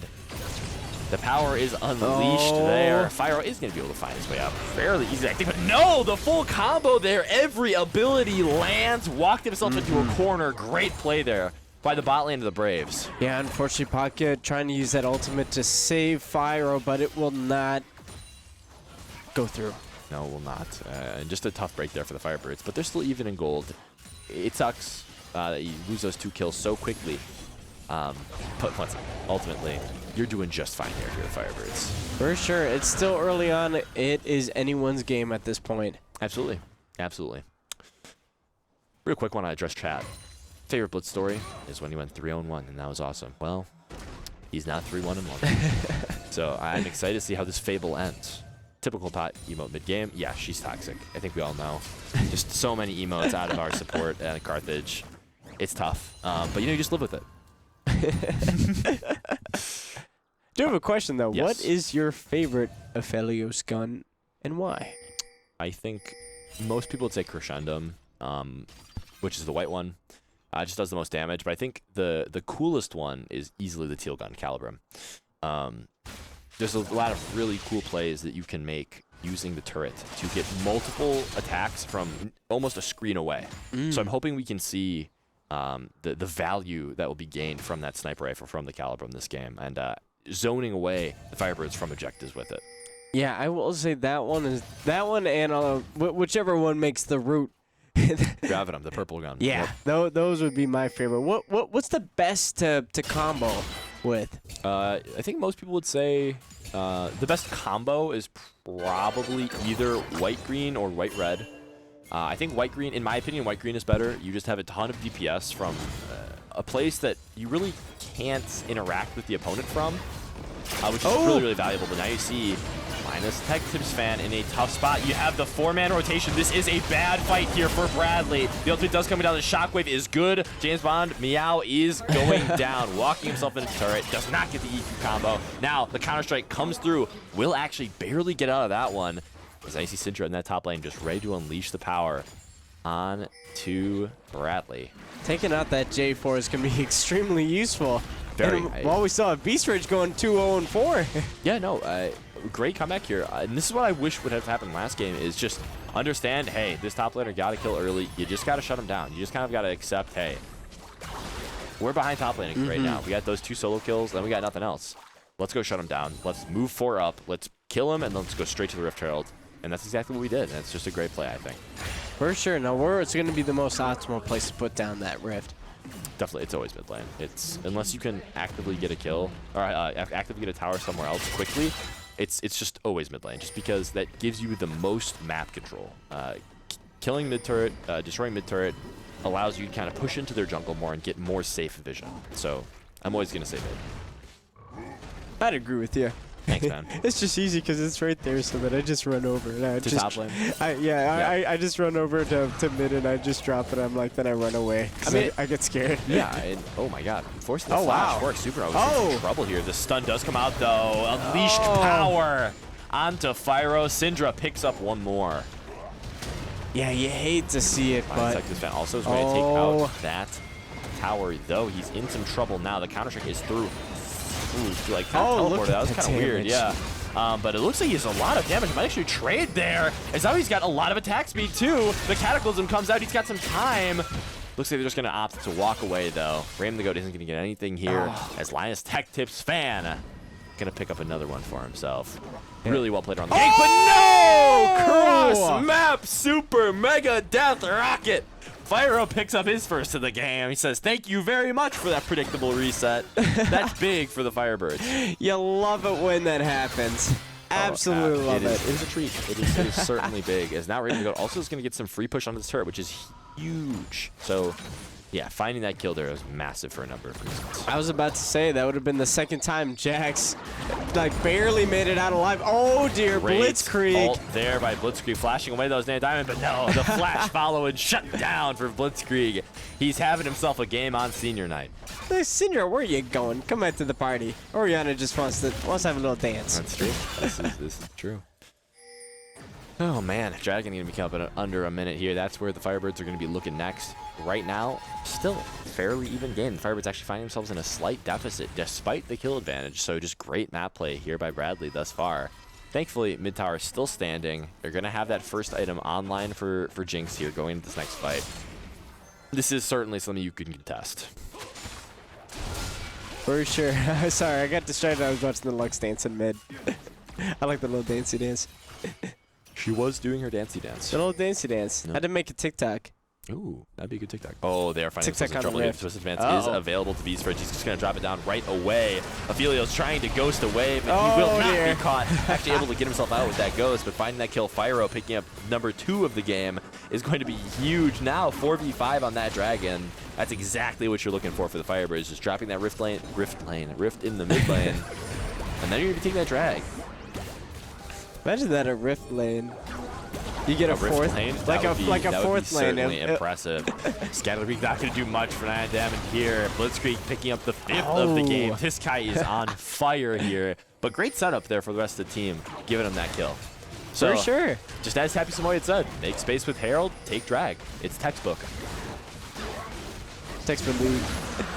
Textbook league indeed. Unfortunately, didn't get that mid tower, but will it really matter? Oh no, Raymond the Goat. Raymond the Goat, you gotta be more careful here on these plays, buddy. 2 are in the top lane. He's going to try to run for his life. Although, unfortunately, maybe a bit futile. Cataclysm comes down. Dashing forward, ultimate goes out. Linus Tech Tips. Fan getting 4th of the game. Much more stable than last game, though, I will say. Yeah, most definitely. You don't have a They don't have a 10 10-0 Aatrox. Aatrox, exactly, yes. Definitely more beneficial for the Firebirds here. Slightly better scaling on this comp too. So I'm liking how the Firebirds are playing this one, taking their advantages where they can. Getting that dragon is massive too. Not gonna succumb to the 4 dragon soul. Yeah, just solid play here so far. Some mistakes being made, but ultimately. But Firebirds seem more relaxed. They seem more active, more present on the map. Whereas last game, it just seemed nothing was fully clicking. Oh, shotgun comes out. My. That will be another one, it looks like, for Blitzkrieg. Oh, my. You can't stand in front of this guy. You can't stand it. Just one missed ability there by 9 Diamond, and all of a sudden it's over for you. So you just got to be more careful there as an Alliance Texas fan. Looking for a trade, but just backing off after that leap strike. Blitzkrieg, though, can be getting so much local tower gold. That's an extra, I believe, 300 or 400 just from that tower alone. So much gold onto this guy. He is going to be a menace in teamfights going forward. For sure, going 350 bounty, and also 150 onto the Jinx as well. Oh, yeah, these are the exact... If you were to choose 2 people to be these are exactly the people you'd want, right? It's going to be ulting back on, but I'm not sure that's the fight that you want. Flashing away is Linus Texas fan, but I don't think he has the stats to do much. So actually, very positive play there from Raymond the Goat, and we can see just how much the team has brought him back into this game with that play. Oh, for sure, yeah. It's looking so much better than the last game. Ooh. Uh-oh. getting this ability name. Scatter the Weak. I just gotta say it like 10 times. Scatter the Weak, Syndra E. She pushes people back and stuns them. She just landed it there. Scatter the Weak, scatter the weak. She's scattering the weak. That's a lot of that's a lot of words for an ability name. Yeah, Unleash Power is her ultimate. Scatter the Weak is her E. Let me just. Scatter the Weak. Force of Will is her W, and then Dark Sphere for her Q. So just very menacing in general, this Syndra. A lot of words. A lot of words indeed. Too many words. Too many words? You okay, bud? Too many words. Three words? Senioritis? Yeah. Okay, man. It's all right. Scatter the Weak. Now it's in chat for reference. Thank you. Whenever I'm like, man, that Syndra pushed somebody back. What's that ability called? I'll look Scatter to the the Weak. I'll look to the Happy Samoyed chat to go, ah, yes, Scatter the Weak. There we go. All right. Very interesting posture. I really like how the Firebirds are kind of spread out here, grabbing vision and pushing mid and top waves and bot waves. So they're playing on all 3 waves. They're grabbing vision towards the next available objective. This is textbook once again. This is just nice, slow-paced League of Legends, looking for advantages where you can. Yeah, it's just playing very safe, very smart. And that's what you need here, especially when you have a Jinx, just waiting to scale up. Yeah. Thoughts so far? Well, remember when Whoa. Just straight up starting the Baron, the Firebirds. This could be a tough one. I mean, both the mid and top laners do have the TP, so if the fight is forced, this could be good. Oh, they're just going to be backing off, though. So just trying to catch them off guard there. The Firebirds looking for a cheeky little sneak of the Baron, but ultimately doing the smart thing, not flipping the entire game on the Baron, and just continuing to look to play nice and low and slow. Yeah, I didn't want to gamble too much. Wait, the top scoreboard is flipped? What? Oh, yeah. To the what?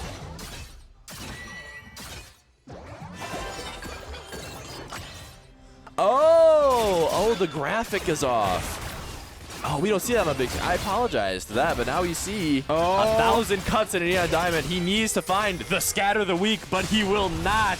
EQ combo. Flag and drag is going to save him. Unleashed power now on Raymond the Goat, and they will find one there. So Raymond the Goat just pushing his luck a little bit too much in that bot lane. Yeah, a little bit unfortunate, but that's all right. Ultimately, it's fine. Got a dragon coming up soon. You have a close. Oh, that's a tough one. I think you really need to finish this Infinity Edge on fire, or else you cannot fight. Just because Aphelios with Infinity Edge is so potent. If you can't match those same items on your AD carry, all of a sudden you are so far behind in these fights. So you either need to stall so that Fire can get the IE, or you need to get a good pick like right here. James Bond Meow not actually going to be going all the way through, having to flash away. Strikebreaker is actually going to be picked there, but no, there we go. Good play. That's exactly what you're talking about. You need to find the pick onto Aphelios, and that's exactly what you found. So now Lions Tech Tips fan just going to have to run for his life without his team. This is a good Baron angle. Oh, Baron angle. This is a good Dragon angle here for the Firebirds. Yeah, and a lot of flashes being used up. Are they looking for a little bit too much, though? Jumping in gets a 3-man root. The final spark misses everyone. This could just be a kill and a reset here for Jinx, although great root there by Lux. The binding is keeping them close. Monsoon healing him up. Pac just doing a good job keeping her team topped off. But all of a sudden, now this fight becomes a lot harder after forcing that one. Ice Texas fan is just so far ahead. Neon Diamond is able to put so much pressure on here. Unleashed power, not going to do enough. Proccing Archangels.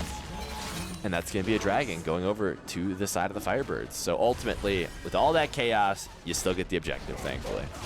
I think the past 2 weeks, it's been the same souls that we've seen. Chem and Cloud. Cloud is so common. I hate it. It's like it feels like it's happening every game. Yeah. Like I swear the past 3 weeks have been pretty much the same ones. Well, I think there was 1 week where it was swapped, where it was Chem first and then we had Cloud. a Hextech Soul one week. Oh yeah, I remember that one. Because I remember talking about it and talking about how stupid it is. That was awesome. But Yep, just Hextech Soul last week, I think. But pushing forward now. Oh no, Blitzkrieg's in a tough spot. Blast coning forward. My Sectors fan just going to be going back to the wave there, so ultimately nothing happening. James Bond Meow pushing for some vision here. And both teams just poking and prodding, looking for weaknesses in vision, looking to find that fog of war to exploit, to find that next kill. You know, I kept on thinking about it. Oh, dear. Oh, I'll tell you in a minute. There. Unleashed oh, my God. Scatter the weak. I apologize. Raymond the Goat is no weak one, though, as Gibby finding the kill, and the Unleashed Power is not going to take him out. Raymond the Goat finding a crucial pick there onto Syndra. He can now reset and TP to the Baron if they do decide to start it, especially with how chunked Linus Tech Tips fan is, and with the reset coming through. This is a very good Baron angle if they opt for it. Oh, for sure. And just getting that kill on the bot side, that's going to be extremely helpful going in with the... Yeah, they need to do it soon, though. This Syndra does have teleport. Yeah, I would have loved, I don't know, just playing a little too passive maybe. I would have loved to see the Baron play. There's taking too much time, though, it feels like. The Jax feels like it has to reset. And you have the bot lane pressure. It just feels like the perfect time for a Baron here. Yeah, I'd agree with you. But they are going to be taking bot turret. Still a good consolation, yeah. So you still do get that bot pressure. You're still doing fine, ultimately. But just feels like you could have gotten a little bit more there. Yeah. But better safe than sorry. 100%, especially in these close games. One at the end of your season where you're up gold. There's really no reason to flip the Baron. Although it seems Fyro now, Deep Switch, Pac, everybody taking the prerogative, trying to find a sneaky Baron play here. You do have Raymond the Goat with teleport. Blitzkrieg zoning away James Bond Meow. This is a crucial moment in the game. How this plans out is going to be huge. Looks like they're going to get a Flying Dragon. It's going to be used onto Blitzkrieg, so they are going to find it there. There we go. The Baron is secure. Twisted Advance is also going to come onto James Bond Meow, and now the reset for the Jinx. She's excited. She's excited. Prepared. And I think that, the Braves might be pushing a little bit too far forward here. Although they are just going to get to walk away. So huge play there by the Firebirds. Now going from 1,000 to 3,000 up. Yeah, that is going to be really good to turn the tides. And I'm pretty sure Drake should be coming up here within the next 2 minutes or so. Hopefully. Maybe. Hopefully indeed. That's the perfect timing, honestly. Yeah, if they're able to push out these waves, they need, with this Baron, they need to get this top and mid tier 2 turret. Those are going to be huge as far as the state of your map. It's big. It's really not much more to say there. It allows you to push farther into their jungle and get that deep vision for, hopefully, for that dragon. So just looking towards, that should be their next play here. Looking towards the mid and the top lanes and trying to crash those waves and kill those turrets. What do the saplings look like on that Maokai skin? Those things are kind of goofy. Oh, like little astronauts. The little astronauts?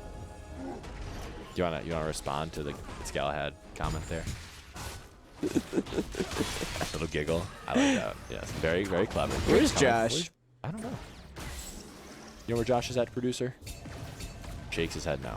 Wait, no Josh. Which one was Drake and which one was I don't remember. Josh? It's been I think a while. one of them did some bad stuff, so I think we should just move on here. Dragon is coming up here, so interesting. We're learning all sorts of facts. Zach and Cody facts over here. Anyways, but back to the game at hand here. We should be focusing. Dragon is going to be up soon, and crucially, Infinity Edge completed for Jinx. Nearly 3 items here for Blitzkrieg, and the stopwatch. So 3 items plus stopwatch purchase here for Blitzkrieg. This is the exact fight that you need here.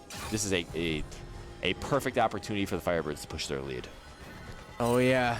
So, and they are in position for it. So. Yep, they got there first. They're putting down that early vision. It's hey.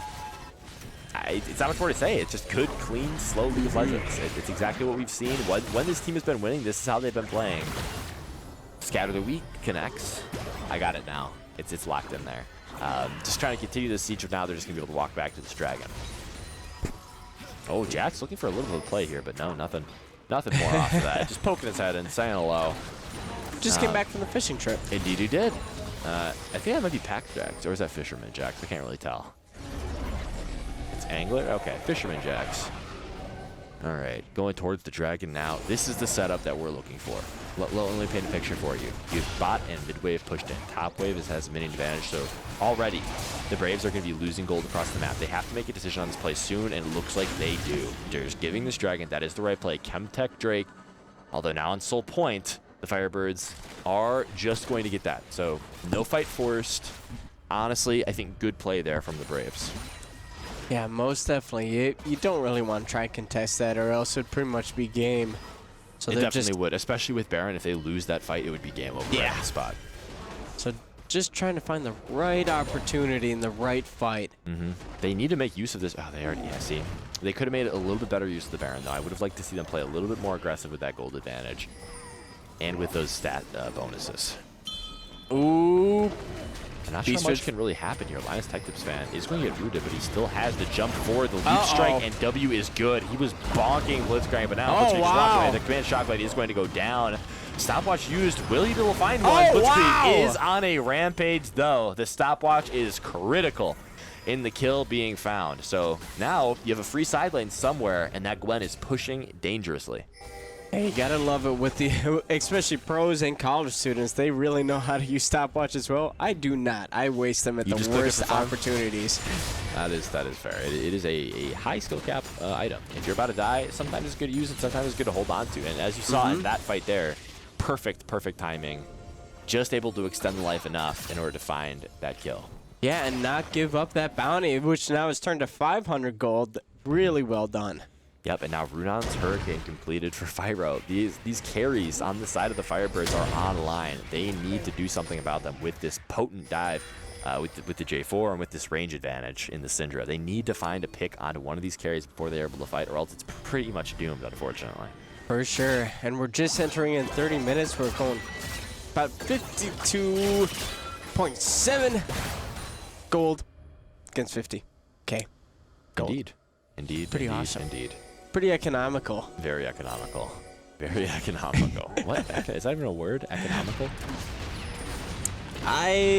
Yeah. That's good. Yeah, it is, I think. That's good. Let me double check that. I'm pretty sure. Oh, I suck this fast. I apologize for the on, everybody. Actually just going for the all-in here. The Counter-Strike is available, but is going to miss. So the ultimates are going to be used by both laners here. Will Linus Tech Tips fan be able to flash forward? He does. He finds the solo goal. Maybe. No. Raymond the Goat actually able to get away. Great dash from the Firebird in the top lane. That would have been so cool if that Ignite killed him right there. It would've been did huge. you see? The Jig Track was very close, and now the Twisted Advance will come through. Blitzkrieg is going to get slowed up by the Stride Breaker. But how much can they take? The teleport comes through. Raymond the Goat is coming now.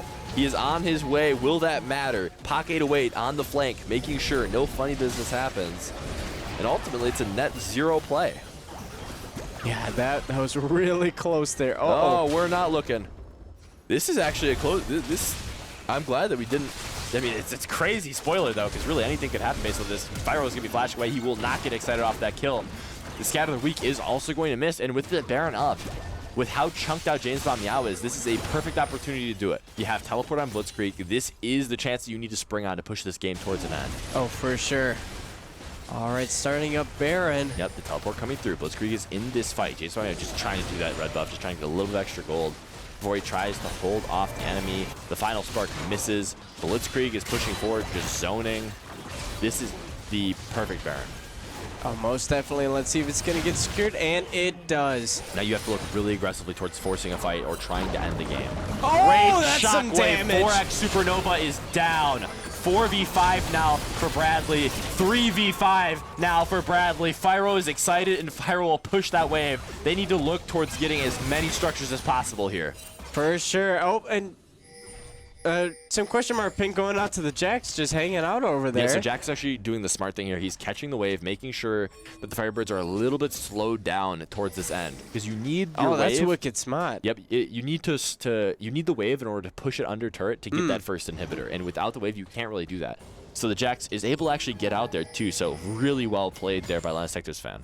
For sure. Yeah, but it looks like Drake is going to be spawning in quite soon. Yep, and this siege here from the Firebirds is going to be huge. Unleash power will not come out. Fyro almost getting blasted there, but ultimately will survive. That is huge for the Firebirds. Oh, most definitely, because that was a 450 gold bounty. So good thing that it did not fall. Certainly.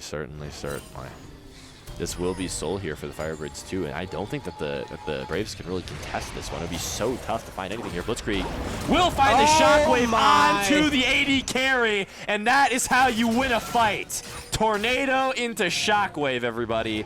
Now they should push towards the victory, honestly. They don't even need the soul. Twisted advance going forward, forcing the flash on Diamond. The ultimate's coming through. He's slow. He's down. Another super mega death rocket is online.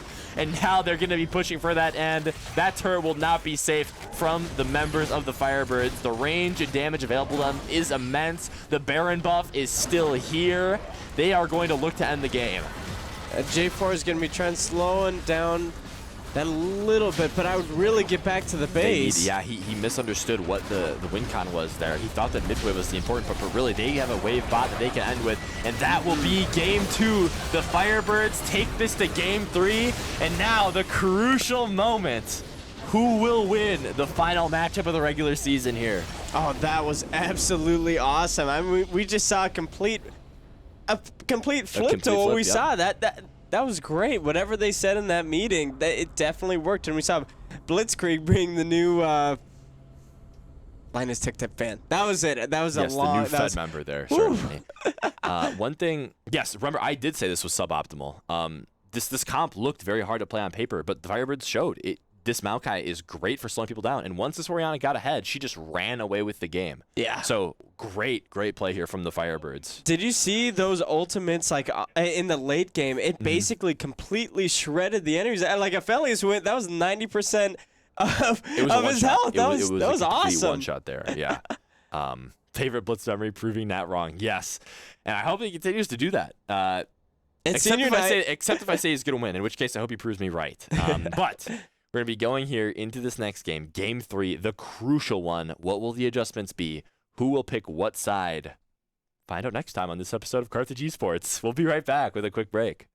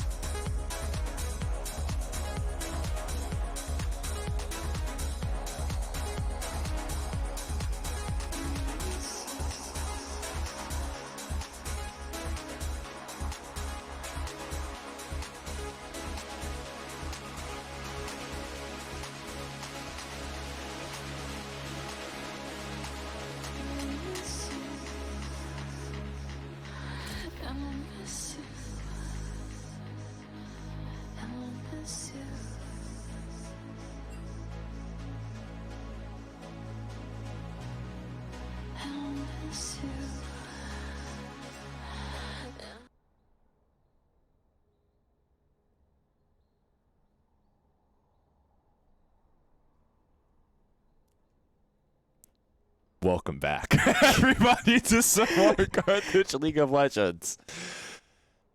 Gonna see a Syndra ban No. for Bradley. I don't like that. Yeah. That's Little sad. cringe. Little cringe. I like Syndra. Aatrox ban for the FIrebirds. Makes sense. You don't want to see that again. This bridge was really bad, by the way. Our bridge into this, this is like our transition. What? Because I was just staring at the camera. Yeah. And now we got another ban. Okay, Nocturne, Xayah ban gonna be coming out. Very great. What if Silver scrapes during 3-minute wait time? I'll see what I can do. And then you see the Cassante plus Soraka. Makes sense. I don't think I agree with the. Ooh. I would have really liked to see an Orianna ban. It's been the determining factor of this series. And the thing is, I don't think you can let mid lane drop to 4-5 here either. So it's nice to give your mid laner a little extra look at the comp. But if you drop mid to 4-5, then they're going to get 2 additional bans to protect this Orianna in lane, which could be really tough. Now you're going to see Garen going to be locked. I think that Jax wins that lane though. So, hey. That is chill. It's going to be so annoying, though, with that R. It certainly will. I mean, Garen does have kill opportunities, 100%. But typically, I think, from my understanding, Jax has a general advantage in the lane. So. Spin to win. I could be wrong, though, because I could definitely see how Garen wins. I was told this. So I'm going to trust it. Who can spin better? Definitely Garen. As far as the spinning part, he spins faster because Jax is just twirling. He has to spin like all the way around. He has to. That's more impressive. He gets dizzy. No, he doesn't. He walks straight. That man would pass a. But he goes. It's big. Oh, I love. That's my boy. That's my boy right there. That's yours. It's the Graves. That's my guy. That's your. He's right there. He's right here. There he is. Yeah. What's the score, gamers? It is 1-1. Even going into the third game here. Graves is great into Maokai, though. This is what I love. See, okay, let me rephrase this. Let's reframe. Yone. Oh, Yone is good into I don't think Orianna. we've seen that in a while. I don't think we've seen that. Oh. Victor's good into Orianna, too. At least. I don't think we've seen Victor in a while either. We haven't, but I think I like Victor Maokai more than Orianna Maokai even. Back to what I was saying, though. Graves, great into Maokai early because your 1v1 is just so strong. You can push him off the waves. You can push him out of fights. I'm sorry. I'm looking at chat here, and I'm frustrated. I'm peeved. But we're going to move on. Ooh, it's going to be the ban on B4. Or, yeah, B4. Ban 4. B4 what? Before you shut your mouth. Ooh. Anyways, other bans going to be the Rakan and the Milio. Oh, FIrebirds actually banning the Milio. That's very interesting. Going to see Seraphine banned out as well. Bradley definitely paying respect to the Sarah Queen. Evans Gambit. B4 miss. Way. It's your lucky day. Did you just get the sound effect? Oh, I heard some excitement in the chat here. He's happy. He's an ecstatic boy. Look at him go. Look at him. That's us. It's you. It's you. Oh my. It's big. It's the businesswoman. The happy face. Amumu locked in as well. Amumu for the bot lane. Whoa. FIrebirds are winning draft, everybody. They're winning draft right now. Locked in just for Toner. True. Senior night. Woo. Okay. I think I'm actually going to cry. I don't think this last pick matters because I think the FIrebirds are that far ahead. I'll just say it. I think the FIrebirds have that ahead of a draft right now. I don't think it matters what the AD carry is. Okay, so Bradley's winning draft. No, I'm just kidding. Aphelios is great here, too. I mean, the whole draft is so cohesive. Wait, hold on. Every game that I've said, the draft... Oh, buddy. You gonna be okay? You're on the verge of tears here, bro. This is so awesome. It's your lucky day. You get to see 2 Renata games. Have we ever picked Renata before? Never picked Renata. Oh. I definitely trust Nadia here. Pocket 808 will crush this. This is so awesome. It's your lucky day, man. This is so awesome. This is so awesome. It is a good game here. Anyways, as I was saying before, FIrebirds, fantastic draft. Great draft. Love everything about the draft. Is there going to be a butt? No. I I was. Oh that- wait, that was no, kinda- there is a but because every team that I said has the better draft has lost. So, hey, Bradley crushed this draft. The Firebirds don't have a shot at this one. Game is over, man. It's done. It's done. The Firebirds are done. They're toast. They're done. No chance. The draft sucked. Do that wink again. Alrighty. Yeah. I like what I'm seeing here. Not because I think I just plugged draft into.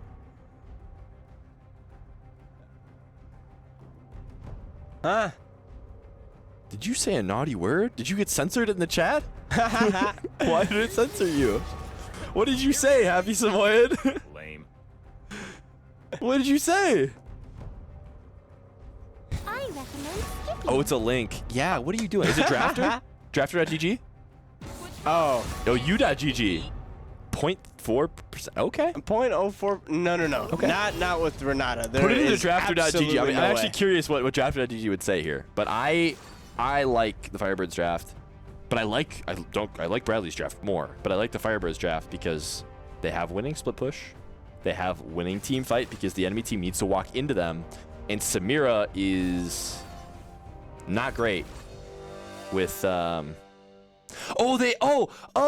he's doing the bit What bit? that they're gonna lose.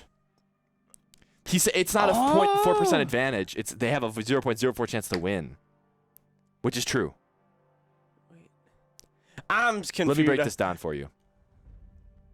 Hang on, let me get my smart glasses. Right. on. So every draft that I said would win has lost so far, right? So I was saying the Firebirds have, and I quote, no chance. No chance. Okay? Yep. And then Happy Samoyed, our lovely chatter here, said just drop it into u.gg. The Firebirds have a 0.04 chance to win. No chance. Yeah, So they got no chance. I get it. That's all I got to say. I- It's as simple as that. I think I got it. The Firebirds are going to lose. All right, we're going to take a quick spectator delay break. Going to be 2 minutes and 30 seconds. 2 minutes and 50 seconds. See you then for some more Carthage League of Legends. Woo!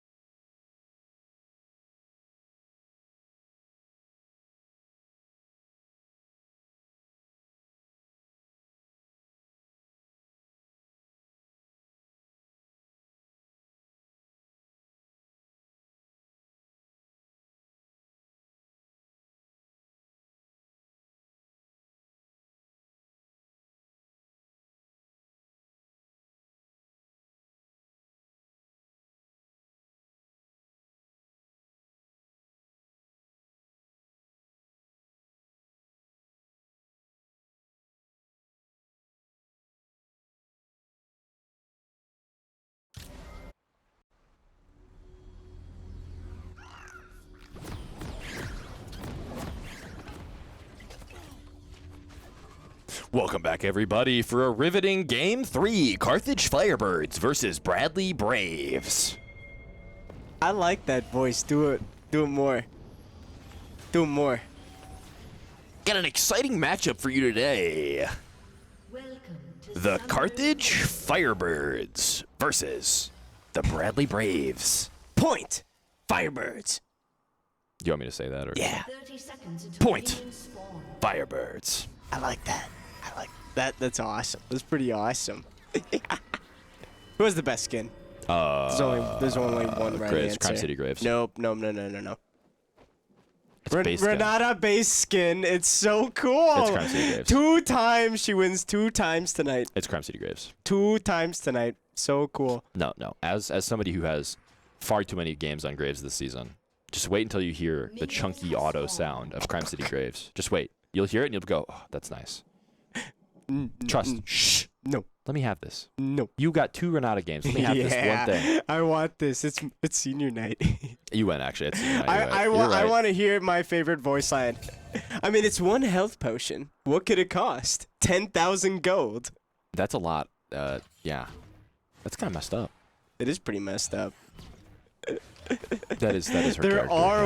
All of them are marketing and business voice lines, and it's so cool. She is quite lovely. Crime City Grave user in the chat. Gotta love it. Just undisputed best skin for that champion. As now we see some harassment in the mid lane. Hey, you quit that. That's our guy. Yeah, that's not very nice. Hey, you quit it. You Stop quit it, that. Oriana. Stop that right now. Stop that. I will say, though, I forgot to say, I do not like seeing a Moo-Moo. Amumu's not good here. I just don't like seeing a Moo-Moo. I mean, that's fair, I guess. I just think that the Renata's so good in this team. That's all. Oh, it's gonna be so awesome. Good trick there from Raymond Goat. The spin to win, not really doing much. Gotta spin more. Gotta spin more. Gotta Didn't spin spin more. enough. Beyblade, let it rip. Na banana na Well, we might get na. copyright strike. We can't do. Well, if we go na. Yeah, we gotta chill out, man. Chill out. It's too good. I'm sorry about the junglers, though. Graves engaging in a little bit of a full clear. So he's going to be up a decent amount. Oh, he's going to the red buff. Going to be maybe looking to cut off that full clear. Looking to go mid or bottom lane. Preferably bottom lane. There's a lot more kill potential there. Starting a good slow push here for Raymond the Goat. Just a nice safe play is now Beast Fridge. Finds himself in a good position. That will be maybe first blood. We're going to find out soon. Flashing away, though. Good play there. The Mummy is here. Double flash for the Carthage bot lane. They're under turret. Pocket away. Barely. No. Graves gets the first blood. Good trade back there by Fyro using the Caliber. Oh, Calibrum. Purple gun. Whoa, that is not purple. Teal gun. Green gun. Using the green gun to perfection to pick off that kill. But that Graves got all he needed there. I mean, great play there by James Bamiao. And equally good play there by Beast Fridge in order to get that flash out on mid lane. That'll be huge for the victor to most definitely bully a little bit, to be a little bit of a bully. A little bit of a bully. Put it there. Bully. Yeah. I don't know what I'm doing right. That was awesome. It was. Oh, he's He's out of mana. That's what that stands for. Out of mana. Oh yeah. Gotta get out of there. Alrighty. Now we got. Maybe. Maybe that would have been a bad idea. Beast Fridge could have went on the knockaway, but now he's ganking everywhere. This man is omnipresent. He's everywhere all at once. You get the knockback. Oh. Knockback's a little far. Counter strike going forward. He's going to find it, but that'll be all for that trade. Crime City Graves in the bot lane, but he's sitting on vision. He can't sit there for too long as the Firebirds know he's there. Unfortunately, the wave is pushing into them, so they have to walk away eventually. They do see this Graves on the reset, though, which is pretty big, using that Calibrum Q to run him out. Yeah, and we're this is not going to be anything analytical, but it's going to be something about that. They do have the Ultimate Samira skin on there, and there was the most overpriced skin in the entire game. Yeah, oh, most definitely. I do think it still is pretty interesting, but I just don't think it's the best for an Ultimate I think skin. everybody would agree with you there. Yeah. I don't think you're going to find anybody disagreeing. But it's mainly just for when she uses the ultimate, like when she and her spins. emotes. It's just exactly. It's just not there. It's cool, but it's also $30, so it's like. Oh yeah. Anyways, I can't afford that. let's do some more analysis here. The dragon is up. Junglers are not in a position. Neither of them have had a reset, so looks like both are just going to look to get a little bit of extra CS before they take their reset and go for this dragon here. Graves is going to need that CS a little bit more. As you know, just big farming champion. Needs to carry the game, and he's got tools to do so. So I'm excited to see how they utilize this Graves. The last Graves that we saw didn't really do enough in the game. Yeah. I remember they did end up winning the game, but the Graves didn't have enough of an impact. So I'm definitely looking to see James Meow do a little bit more in this game. Try to play a little bit more aggressively onto the enemy jungle and look for these kills. And already we've seen them be a lot more aggressive than the last one was, so that kind of terrifies me a little bit. Oh, you got to be careful. Raymond the Goat Spin's does. They both going have level out. 6, though. That's Oh, Demacia.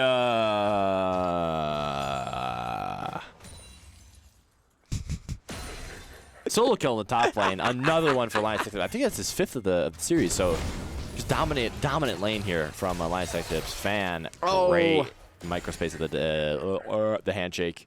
Dodges that handshake like I dodge handshakes at family dinners. well, wait, why? I don't. I'm just making stuff up, man. I'm just talking at this point. Like I was like, wait, what is that reference? there's no reference. I'm just yapping, really. That's all that's going on here. Let's look at CS leads. Big one in the mid lane, medium one everywhere else. Only 3 to 5 in top and bottom lane. Just gonna get a nice little push out here from Blitzkrieg, and then looking towards hopefully this dragon, which has been sitting there for a bit now. Oh yeah, just chilling. No one needs the drag right now.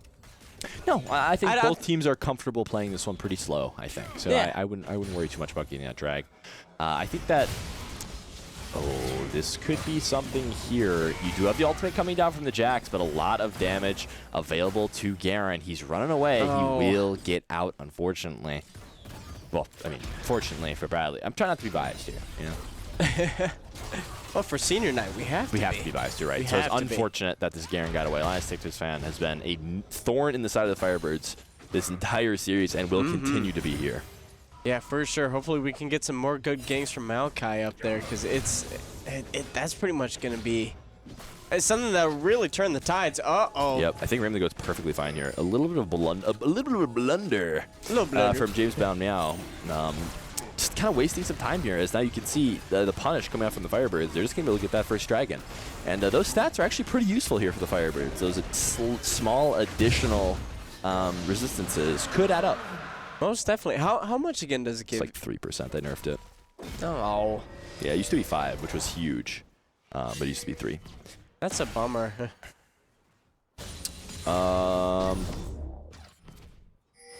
What's your sole prediction this game? I would love a Hex Tech. I think that would make a very good game 3. I would like to see Ocean, because I think that gives us a better chance of winning. Ocean, I think Hextech gives us a good chance of winning too, though. So Earth Soul, it can't be Earth Soul. I'm sorry. The Earth Dragon was the first one, which means it cannot be the Soul.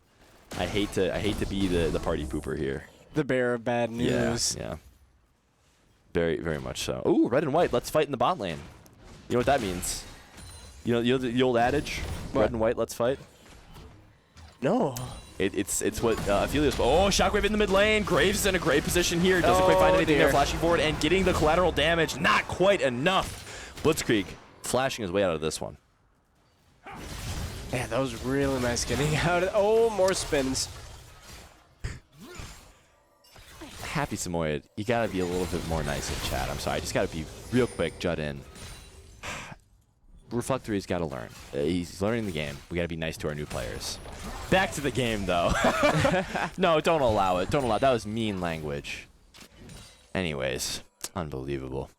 Raymond the Goat here, just weathering the storm in the top lane. Got actually much better lane there going so far, though. No one death, but it's fine.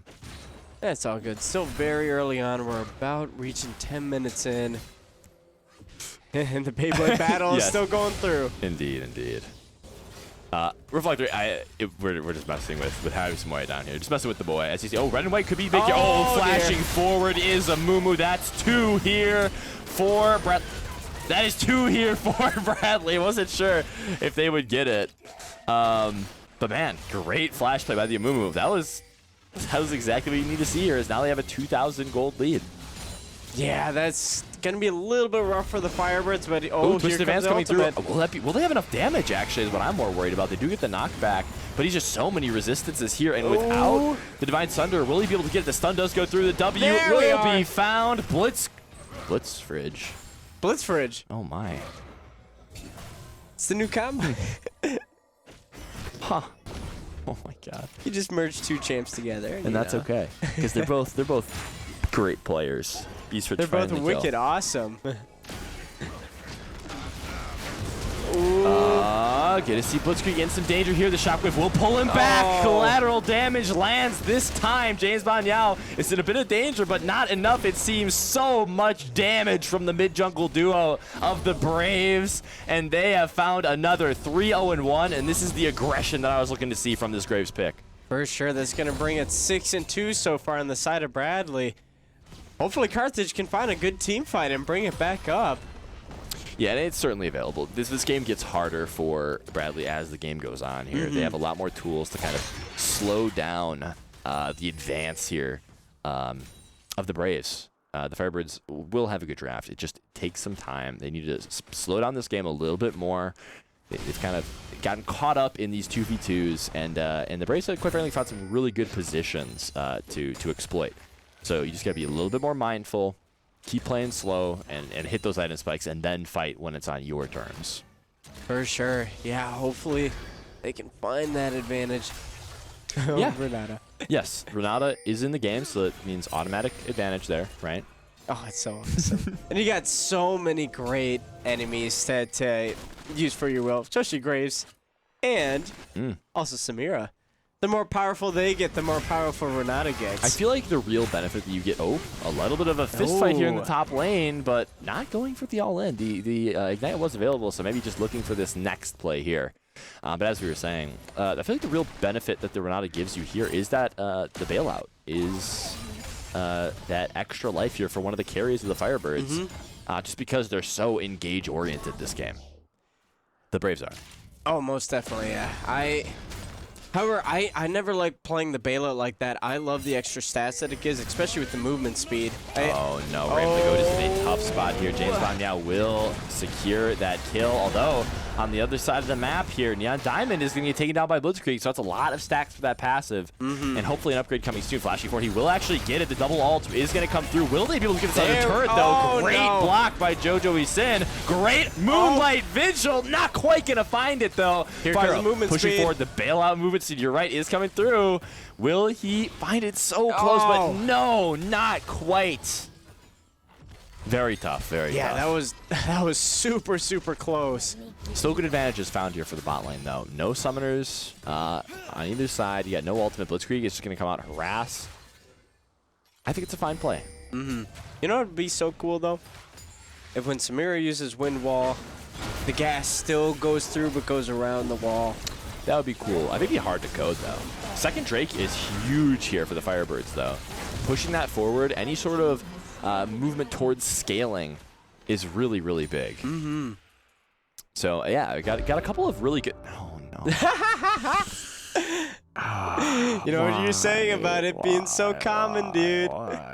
Cloud Soul is probably the worst soul to get here, too, because I feel like it benefits the other team way, way more. This extra movement speed for Graves and for Garen in particular are super valuable. Yeah. So, yeah, the Braves looking pretty for this Cloud Soul, certainly. And especially with how much less this Cloud Soul will do for the Firebirds, just great advantage all around. But at the same time, Firebirds, I mean, a soul is better than no soul. Yeah, I thought it was Earth Soul too, Happy Samoyed. I could have been fooled, but yeah, definitely Cloud Soul here. Yeah, that's a bummer. Oh, James Bond, wow, dear. just so active across the map this game. This Graves is getting a lot done. I love the aggression shown here. A little bit of a weird ult. I wonder if he'll actually be able to secure anything here. He's still pretty far away. He does find the root. The ultimate could come down, but he's just a little bit far.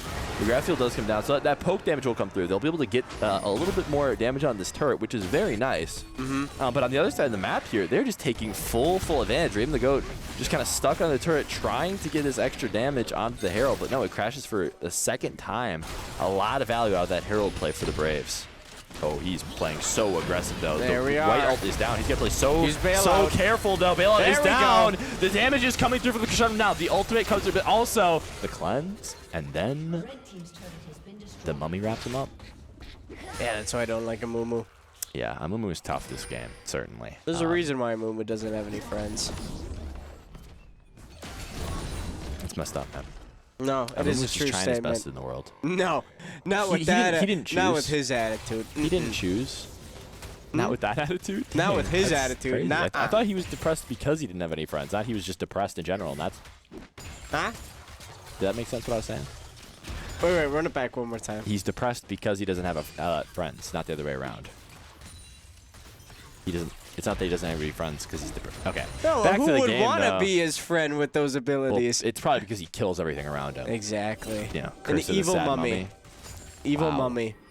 I hate the slander against the Amumu there. Going towards this next fight, though. Rift Herald is going to be coming up soon, I can only assume. And that is going to be a huge, huge spike here for Bradley if they're able to secure it. Just extra map pressure early, making sure that they can... Oh, wow. The top thrower is actually... Oh, God, I didn't wow. even see. Good flash there by Blitzkrieg. They might actually be able to find a kill here on a James Bond Meow. A lot of damage is found. The Leandries is there. Wow. And now we have Linus Tech Tips fan in a bad position. The Counter-Strike is going to Here be available comes for the him to goat. go. They do have the Leap Strike available, too. He's spinning to win, but will that be enough? Barely will. The flash plus Q move speed is going to get him away. Oh, that's a bummer, but still, they're probably going to get bot turret for that, and that... They will. It's That's still not definitely bad. it's definitely a positive play. Getting the kill onto the grave, shutting him down. A little bit extra gold here for the Firebirds is massive. This Victor is going to be super fast. As I keep saying, the later this game goes, the better that this Firebird draft gets. So For as sure. long as you can hit these very important spikes, you're going to be just fine. I think especially when we get to big team fights, I think I give the edge to the Firebirds. Mm-hmm. Like, especially with two very great CC ults, and Yeah, just so much zone control, so many ways to stop the Samira once she ults too. I mean, I don't know. I'm not worried at all here for the Firebirds. I feel like you need to be down even more gold with this kind of draft. Although 4,000 is way more of a deficit than I was anticipating. Having those two top turrets down is huge. That's a lot of turret plating as well that it was taken out. for sure. But still, only in the mid game. Only yes, plenty. Yeah. Oh my God, plenty of game left to play. It's only 17 minutes in, and Raymond the Goat is in a much better spot than in these previous games. Able to weather that aggressive Garen storm much better. I like the double zeal. Oh. Can I talk about that double zeal on that Garen? Oh. Yep, it's Interesting. some secret technology there. Because what you do is, I believe you go Phantom Dancer and one more. There, I don't know what it is. But the Zeals both get built into stuff. And then you actually do get crit scalings and auto attack scalings. For him, Raymond the Goat is in some trouble, though. Demacia will not even be necessary. The ultimate is not used, but Raymond the Goat is going to go down. Another one notched in the belt of Graves. And just another showing of why this pick was locked in here. Yeah, you hate to see it there. So hopefully Carthage can focus on the... I was going to say flashing Graves. forward. Oh, The dear. shockwave is not going to be found. So 2 flashes here expended, 1 for each side. And then the ultimate also going to be used here for the side of the Firebirds. So this is going to be a really tough dragon to get. I would almost just stray away from it altogether. Oh, I would. It does not seem worth it. You're 2 Drakes up, so I would keep it safe. Yes, no, the Drake advantage is big. You got the ones that you care about too. So just making sure that you don't fall even further behind is super important. Just once again, playing slow, playing to your strengths. Oh, jeez. Yeah, Blitzkrieg's definitely in some trouble here. Beast Rich is in the top lane, but he's just running him down. So much move speed out of this Garen, and that will be a comes the kill R. here. Oh. Doesn't even need the ult again. Ult is still available. This Garen is running over this game now. He's just able to find so many of these big kills. For sure. I don't like seeing Linus Tech Tips, fan. Get No, too no, many not at kills. all. Yes, Linus Tech Tips again coming through for this Bradley Brave squad. For sure. Having a 300 gold bounty right now. As of yet, 173 CS. 74. Yep, 20 farm lead is good, but Rift Herald is even better. That's the real advantage of when you get that ahead top laner, is you get all of a sudden these free heralds, and the gold just starts snowballing out of control. You get so much more control of the map just because these towers go down, and that's how you get a gold lead that looks like this, 5,000 at 20 minutes. Will they get it, actually? No, they will not. So a little bit of a lucky break there for the Firebirds. Did you know that when Baron spawns, Rift Herald has to despawn? That's what happened there. Yeah, Shelly got killed. Shelly got killed. Got ate up. I didn't like that. Or maybe That's she just kinda like sad. walked away. Maybe that's what happened. Hopefully. No, I heard. Did you hear? She like cracked and Yeah. Rest in peace, Shelly. blew up. Baron's on the map now, though. No, that was so mean of Baron to do that. No, I don't want Baron. Bring Shelly back. This is true. This is true. Alrighty.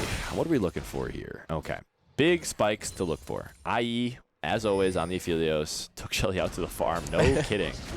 Old Yeller over here.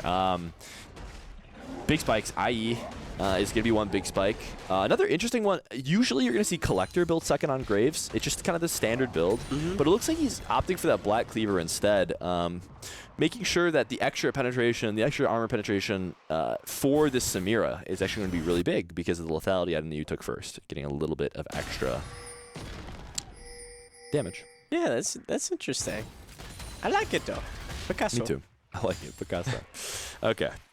Who's going to take the Baron first, though? This is a kind of interesting question because we've already talked about how good the Firebirds team is, the team comp is when you walk into them, when the team has to be walked into. But at the same time, we've seen such potent engage here out of Bradley and just so much damage from the likes of Linus Tective's fan. I'm just going to say Linus. I can't keep doing this, man. Such big damage out of Linus that this good disengage from the Firebirds just kind of blanked. Like, it hasn't really mattered in this game thus far. Yeah, I would try and shut down that Garen as quickly as possible. Yep. Especially what we saw after that first game. You Yeah. need to just move over to the side lane and accept that you're going to fall behind some farm, fall behind objectives, unless you want this happening more. Yeah. A solo kill under the turret looked pretty much unplayable there. And this is definitely the point. Okay, really good pick. I apologize. Let's credit where credit's due. Great pick there onto the support. And now they're going to transition that right into a Baron. I'm not sure if this is a good idea, though, because you have so much damage. Oh, one shot! my. Collateral damage. Shockwave onto Beast Bridge. Good art there. Oh, but she blocks it with the wind wall. That Samir W has been so valuable this game. Good bailout there from Pocket 808, but James Lamel is just going to find another. He's looking for more. The stun will save Blitzkrieg, but that was, oh, actually will it, though. So many slows, so much utility here. Wow. I mean, just really tough spot to be in there if you're Fyro. You got to be on the top side of the map, or else you just get one shot like you did there. Yeah, that is such a bummer. Yeah, Not what you wanted to happen. I thought it was risky right away, though, because it was a 4v4. Even with that kill, it was a 4v4 on the Baron, and you're behind 5,000 gold. Yeah. So it just kind of felt like a desperation play. Now down 8k gold. Sorry, 7k. Down 7,000 gold here. You got to start making those desperation plays, I guess. You are to that point where they can just kind of walk at you, hit you with their money bags, and win. Yeah, I think first things first, like what we've been saying, got to get rid of that Garen. You have to. And then get rid of that Graves. It's a 500 gold shutdown. It's just a necessity at this point. Yeah. Like, he's got a lot of move speed. I understand. It makes it really hard to kill. But this is the one power point that you can find a big gold swing back on. If you catch out this Garen in a side lane, catch him lacking, having that gold going to one of your carries is game changing. Oh, most definitely. So hopefully they can find that. But who's to say? Me. I'm just You saying. say it. I'm saying it. Right. Oh, Blitzkrieg. Oh, dear. Will this not matter? The Ignite is down to Blitzkrieg. Demacia. Linus is taking another kill here, and he's just going to run away. He's got so much move speed. He's just going to get right out. So, man. Absolute menace. Game 1 and Game 3. Just bloodthirst out of the top lane here. Linus just looking all over the map. Just making it a real kerfuffle. Yeah. I like that word. Thank you. Kerfuffle. Kerfuffle's a good one. That's a good word. Thank you. That's going to be another Dre going over to Bradley, though. And then looks like they're going to be setting up for Baron. Yeah, and what can you do if you're Firebirds at this point, right? You're down, now you're down 8,000 gold. You at least have the IE on the Aphelios, right? You're about even on items between the AD carries, but you can't really walk up to this because Linus is on the hunt. Gonna find Fyro, one-shotting him without ult. Beastrit tries his best, but he's gonna go down to a 2-for-0 and Baron This is a dominant game thus far. Oh dear, yeah, it is. It's closing in on the Firebirds super quickly as they're down 10k gold. You The don't comeback like is to still see possible. it. Yeah. Let's keep this in mind. Comeback is still available here for the Firebirds. They got to play super smart. They definitely do. But it's been such a bummer because every single time they try and get the upper hand, it just seems to blow up right in their face. Yeah. Yep. It just great responses here from the Braves, shutting down any sort of comeback that the Firebirds have presented. I say a big one, definitely with the Renata R, is just like they've been in great placements, but Samir's always there. Every time, actually, getting for the blocked wall, with the you know? W. Yeah. So it's pretty incredible. Oh dear. Just having to flash away, Here but he he might actually comes. still go for it. So much move speed. You can't even catch him after he runs away. Yeah, that's just man. crazy. The Garen pick was good. That was great. It's brutal. It's like I say that they're gonna they win draft. I say the other team wins draft, they lose. And now I say both teams win and they lose. It's brutal out here. I gotta find the correct variants to help out my team. Oh, it's a mental struggle trying to It figure really out the is. right It really thing. is. Yeah. I mean, fortunately, you see here with the you got Ori, you know, Oriana. Yeah. Oriana's kind of weak, right? Really just a cast. Yes, unfortunately, I will take responsibility. This has been a caster diff thus far. I'll take. You've done great, Toner, but it's been pretty brutal here. Yeah, that's all right. It ain't over till it's over. It ain't over till it's over, indeed. Linus Tech Tips fan now rumbling towards the mid lane. Just been flabbergasted with this damage this guy's been able to put out. Oh yeah. Oh my. Good engage there by the Firebirds, but he's just so tanky. He's got to get away. The Moonlight Vigil misses, flashing forward as James on the out. He finds one. Oh, he's berserk, so he's auto-attacking the nearest target, which is the enemy team anyway. So he's still, oh my god, plus that Hex Drinker, the Maw, so much healing. Flashing forward as Beast Bridge, he might actually be able to find a big kill here. That is a big shutdown, unfortunately, given over to the Renata. That is not an unfortunate thing. That is a big plus. Big plus. Shutdown going to the Renata. That is exactly what we wanted. Even bigger though, Blitzkrieg is picking up that kill. So, hey, still have ways back in this game. This game is not over yet. You still have the Victor scaling. You still have the Aphelios scaling. Renata just hit level 11, and that's perfect for her because that makes her ultimate even more powerful than it already is at 1.75 seconds. Just, if she can hit it, is that's awesome. it's a game over. Oh, yeah. Immediate win. Because the stronger the enemies are, the stronger the better you the are. ultimate is. Unless she blocks it with Windwall. Unless she blocks it with W. Exactly. Other than that, so it's just kind of it's tough here because there's not really any other ability that this Samira really needs to Windwall. Even the Twisted Advance, the W or the ultimate from the Maokai, you can just hide behind one of your teammates and it doesn't really matter. So it's very tough, especially with how this Garen's running around. It's just a tough game. Yeah, I wish that we could just keep him in place for a good minute so we could kill him. That's just tell him to wait until we scale up. Yeah. Maybe we should try that. So Well, this game has been tough. It's been good. You guys have been playing it great. Maybe just wait a little bit, right? Great idea. Anyways, oh LDR, gonna be started for Fyro. Getting that extra M pen or armor pen is huge. Huge armor pen here, Big armor pen. especially into Garen, who has a ton of armor. I like Next objective we're going to be looking towards is going to be the dragon, though. So this is, I mean, you have to give it if you're the Firebirds. Let's be real. You got to push out these waves. You got to find ways to get this extra gold. Funnel all of that mid wave into your two carries, into Fyro and Blitzkrieg, and just pray that they're able to get enough damage in order to take out this monster in the top lane that is Linus Tech Tips fan. Yeah, I don't like this because the door's just closing and closing and closing on this. I'm hoping for a miracle. Miracle on Ice, Miracle on the Rift. Miracle on the Rift. It is what we'd be looking for at this point. I mean, the mid turret's a point of contention you could look for, but it's just getting shoved into your base at every turn. You can't really move out of it unless, you get pushed in. You have teleports on the other side. They could just end the game off of that. So ultimately, you have to play 5v5, and you have to have that miracle fight where you stun the Samira, you get a kill on that Garen, and once those two are down, it's a lot easier to deal with. I've really liked the macro. On the other side, we've been negative so far. Let's go on the other side of this. Love how Bradley Braves have been playing this so far. This macro pushing all these waves in, making sure that you're securing each turret. I mean, we've had these triple inhib situations in both games now that they've been ahead on. Like, they know how to push a lead. It's been very clear and very impressive thus far. Oh, most definitely. And the amount of aggression as well is just, it's crazy. It is. It's exactly what you're looking for. Two-man shockwave. The mummy will go in. Hostile takeover is through, though. And it will skip plank that Samira W again. You do have the Moonlight Vigil. The chakrams are there. If they want the fight, they may be able to get Pyro. There's so much damage onto him. He's got the healing. He's got the kill. That's a big one. Now, the fan. Oh, double kill here for the Pyro. Will they be able to do more? Not quite. The Masya is in the top lane. They're slowly poking him down on this end of the fight. They still kind of have a chance, but Pyro just walking too far forward here. He will not get built out of this one.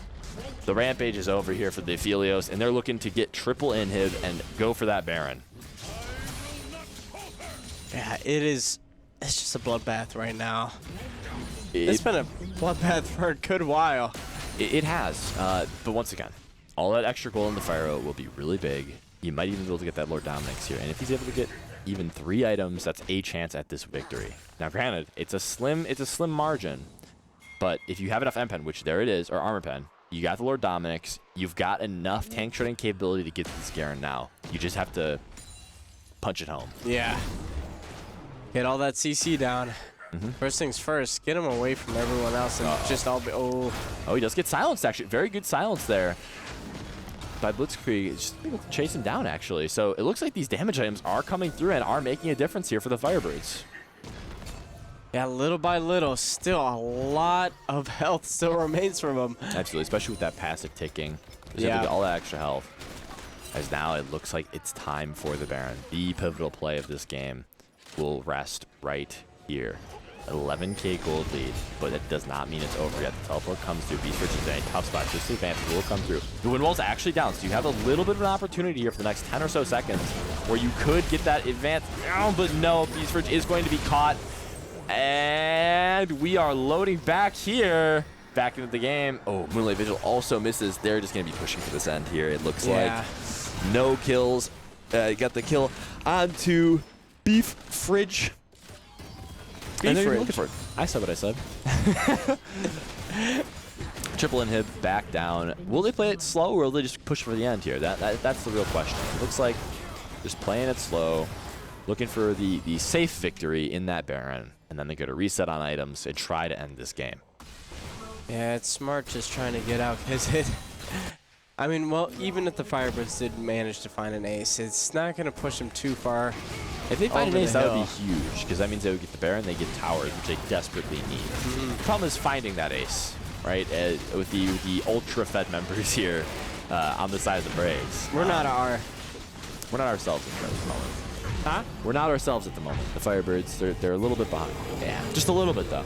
Nothing insurmountable. Just a little bit. Yeah. You know? Renata R will win the game. Renata R will win the game. Yeah. That is actually facts. Get Renata to level 16. Make that ultimate just extra crazy. Okay, so in your opinion, level 16 Renata is the win con here. Yep.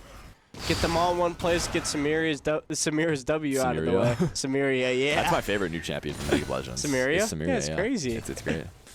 Yeah, but get that W out of the way, and you're going to be just fine. Could be peachy. Yeah, it's going to be great because Graves is going to take out everybody. Same with Garen and Samira. That's true. Graves will do a lot of damage in this game. So I guess there you have it. That is the win condition. Big ultimates here on the side of the FIrebirds. A wombo combo. You have the Renata hostile takeover, Moonlight Vigil from Fyro, Twisted Advance from Beastfridge, and then of course, I don't know what Victor Ultimate's called, but that one. Also, everything on top of each other. The Arcane reference ultimate. The Chaos Storm is the ultimate thing. That is a good point. There we go. As you see Raymond go taking a little bit here. Oh, they're just getting pushed up by these supers. They need to make a play soon here if they're going to stop this oppressive siege being laid on them by the Braves. This is the last stand for the FIrebirds. They have the twist advantage for it. It is blocked. This is actually an opportunity here for that exact play that we talked about. No ultimate available here. Pocket away could find the big one. There's the hostile takeover, but triple! Oh my god, Shockwave. I did not sell that there. As now they're just going to get ran over, unfortunately. That big CC ability, the Orianna, brings it all the way home. They do have a trade back. Victor is fighting a lot here, actually. They're fighting back quite efficiently, but Graves just has too much damage, and that will be the victory. 2-1. Bradley Braves are going to take it. Yeah, that was a really good team. It certainly was. That was a lot of fun. It certainly was. Tough game. I got my wish though. You did. You got 2 Renata games. You really got Yeah, I everything got you were 2. looking for there. Yeah, that was perfect. I Yeah. like that. That was great. That was Good job. awesome. Good stuff. That was awesome. Well, that'll be the series. Unfortunate loss there, but a great showing there by the Bradley Braves. I mean, 2 very clean victories. They clearly are very good at snowballing these incremental advantages that they're gaining through lanes. Mm-hmm. And I mean, this game was a crystal clear example of that. For sure. I mean, Linus. Yeah. The a difference maker. menace. The difference maker, indeed. It'll be very fun to see how he performs going into playoffs here, which is what we'll be looking towards. So Firebirds going to be locking down that 4 seed. And, of course, now Bradley Braves sitting in that 3 seed. So these are going to be 2 of our playoff teams. We're going to be excited to see how both these teams adjust and learn going into the postseason here. But for us, can we check interview? Did we get an interview today? We get an interview? Let's check that. Interview check here. In the meantime, while we're checking for that, let me tell you a little bit about Carthage Esports. We've got socials. We've got an Instagram. Check us out. We're pretty cool. We've got Twitter. Yes. We got a Twitter. We got Twitter. So check out our X. Check out our X page. Yeah. And of course, Overwatch tomorrow, Thursday. You got Valorant Tuesdays? Monday. Check out Monday. Valorant next Monday. Playoffs. Yeah. Playoff Valorant on so. Monday. Big. Think so. Tune in. Yeah. Thursday is Overwatch. Tomorrow's Overwatch. Watch that. Next week, we got playoffs for League. Is next week playoff League? I think so. Next week playoffs League of Legends. Where did the time Make sure go? to tune in. Make sure to tune in. This Yeah. I don't. Okay, Happy Samoy. When does Valorant play? Hit us with that info. Then. I don't know. Hit us with that info. when the This is our Valorant is. star Valorant player right here, Happy Samoy. You should have seen Happy Samoyed yesterday. Popping oh off, I'm sure. I'm sure. 3Ks, 4Ks, 3Ks, 4Ks. It was crazy. It's looking like It my was so savings account crazy. in debt. Monday, Monday, be there. Monday, be there. Be there or be square for Valorant on Monday. This is the postseason. Happy Samoy told you. Happy Samoyed will bring the best gun skins of all time. And there you have it. The bubble gun. We're still waiting on that interview. We'll give you an update here. But for now, that'll be all for us. We'll give you that quick update on the interview soon in chat. We love to see you. I love the interaction from chat here today. Active chat. That's all I can really hope for. Oh yeah. Give us all that kind of content. Looking awesome. Our producer left, so we're just gonna chat with you for a bit. Our producer's back. We're still chatting with you though. Any questions, comments, concerns? We got a big series here. First 3-game series in a while. So Well, looks like we're gonna go for a little bit of a break then. yeah. No more chatting, I guess. They're tired of us already. It's so sad. But in the meantime, we will go for that quick little break. We will get back with you in the chat as far as if we will have an interview. But yeah, remember, big Overwatch Thursday, Monday Valorant. Tune in. We'll see you next week for some playoffs League of Legends. Have a good night, everybody.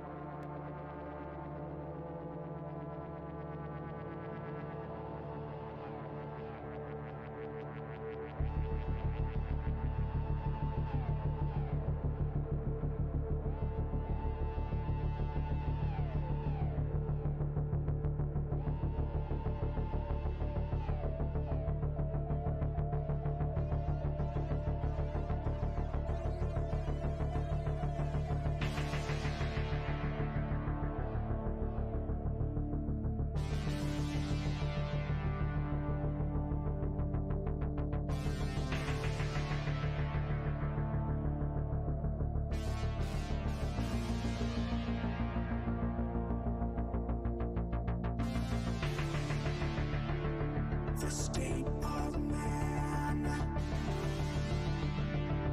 End of machine. Streets of Japan. 2517.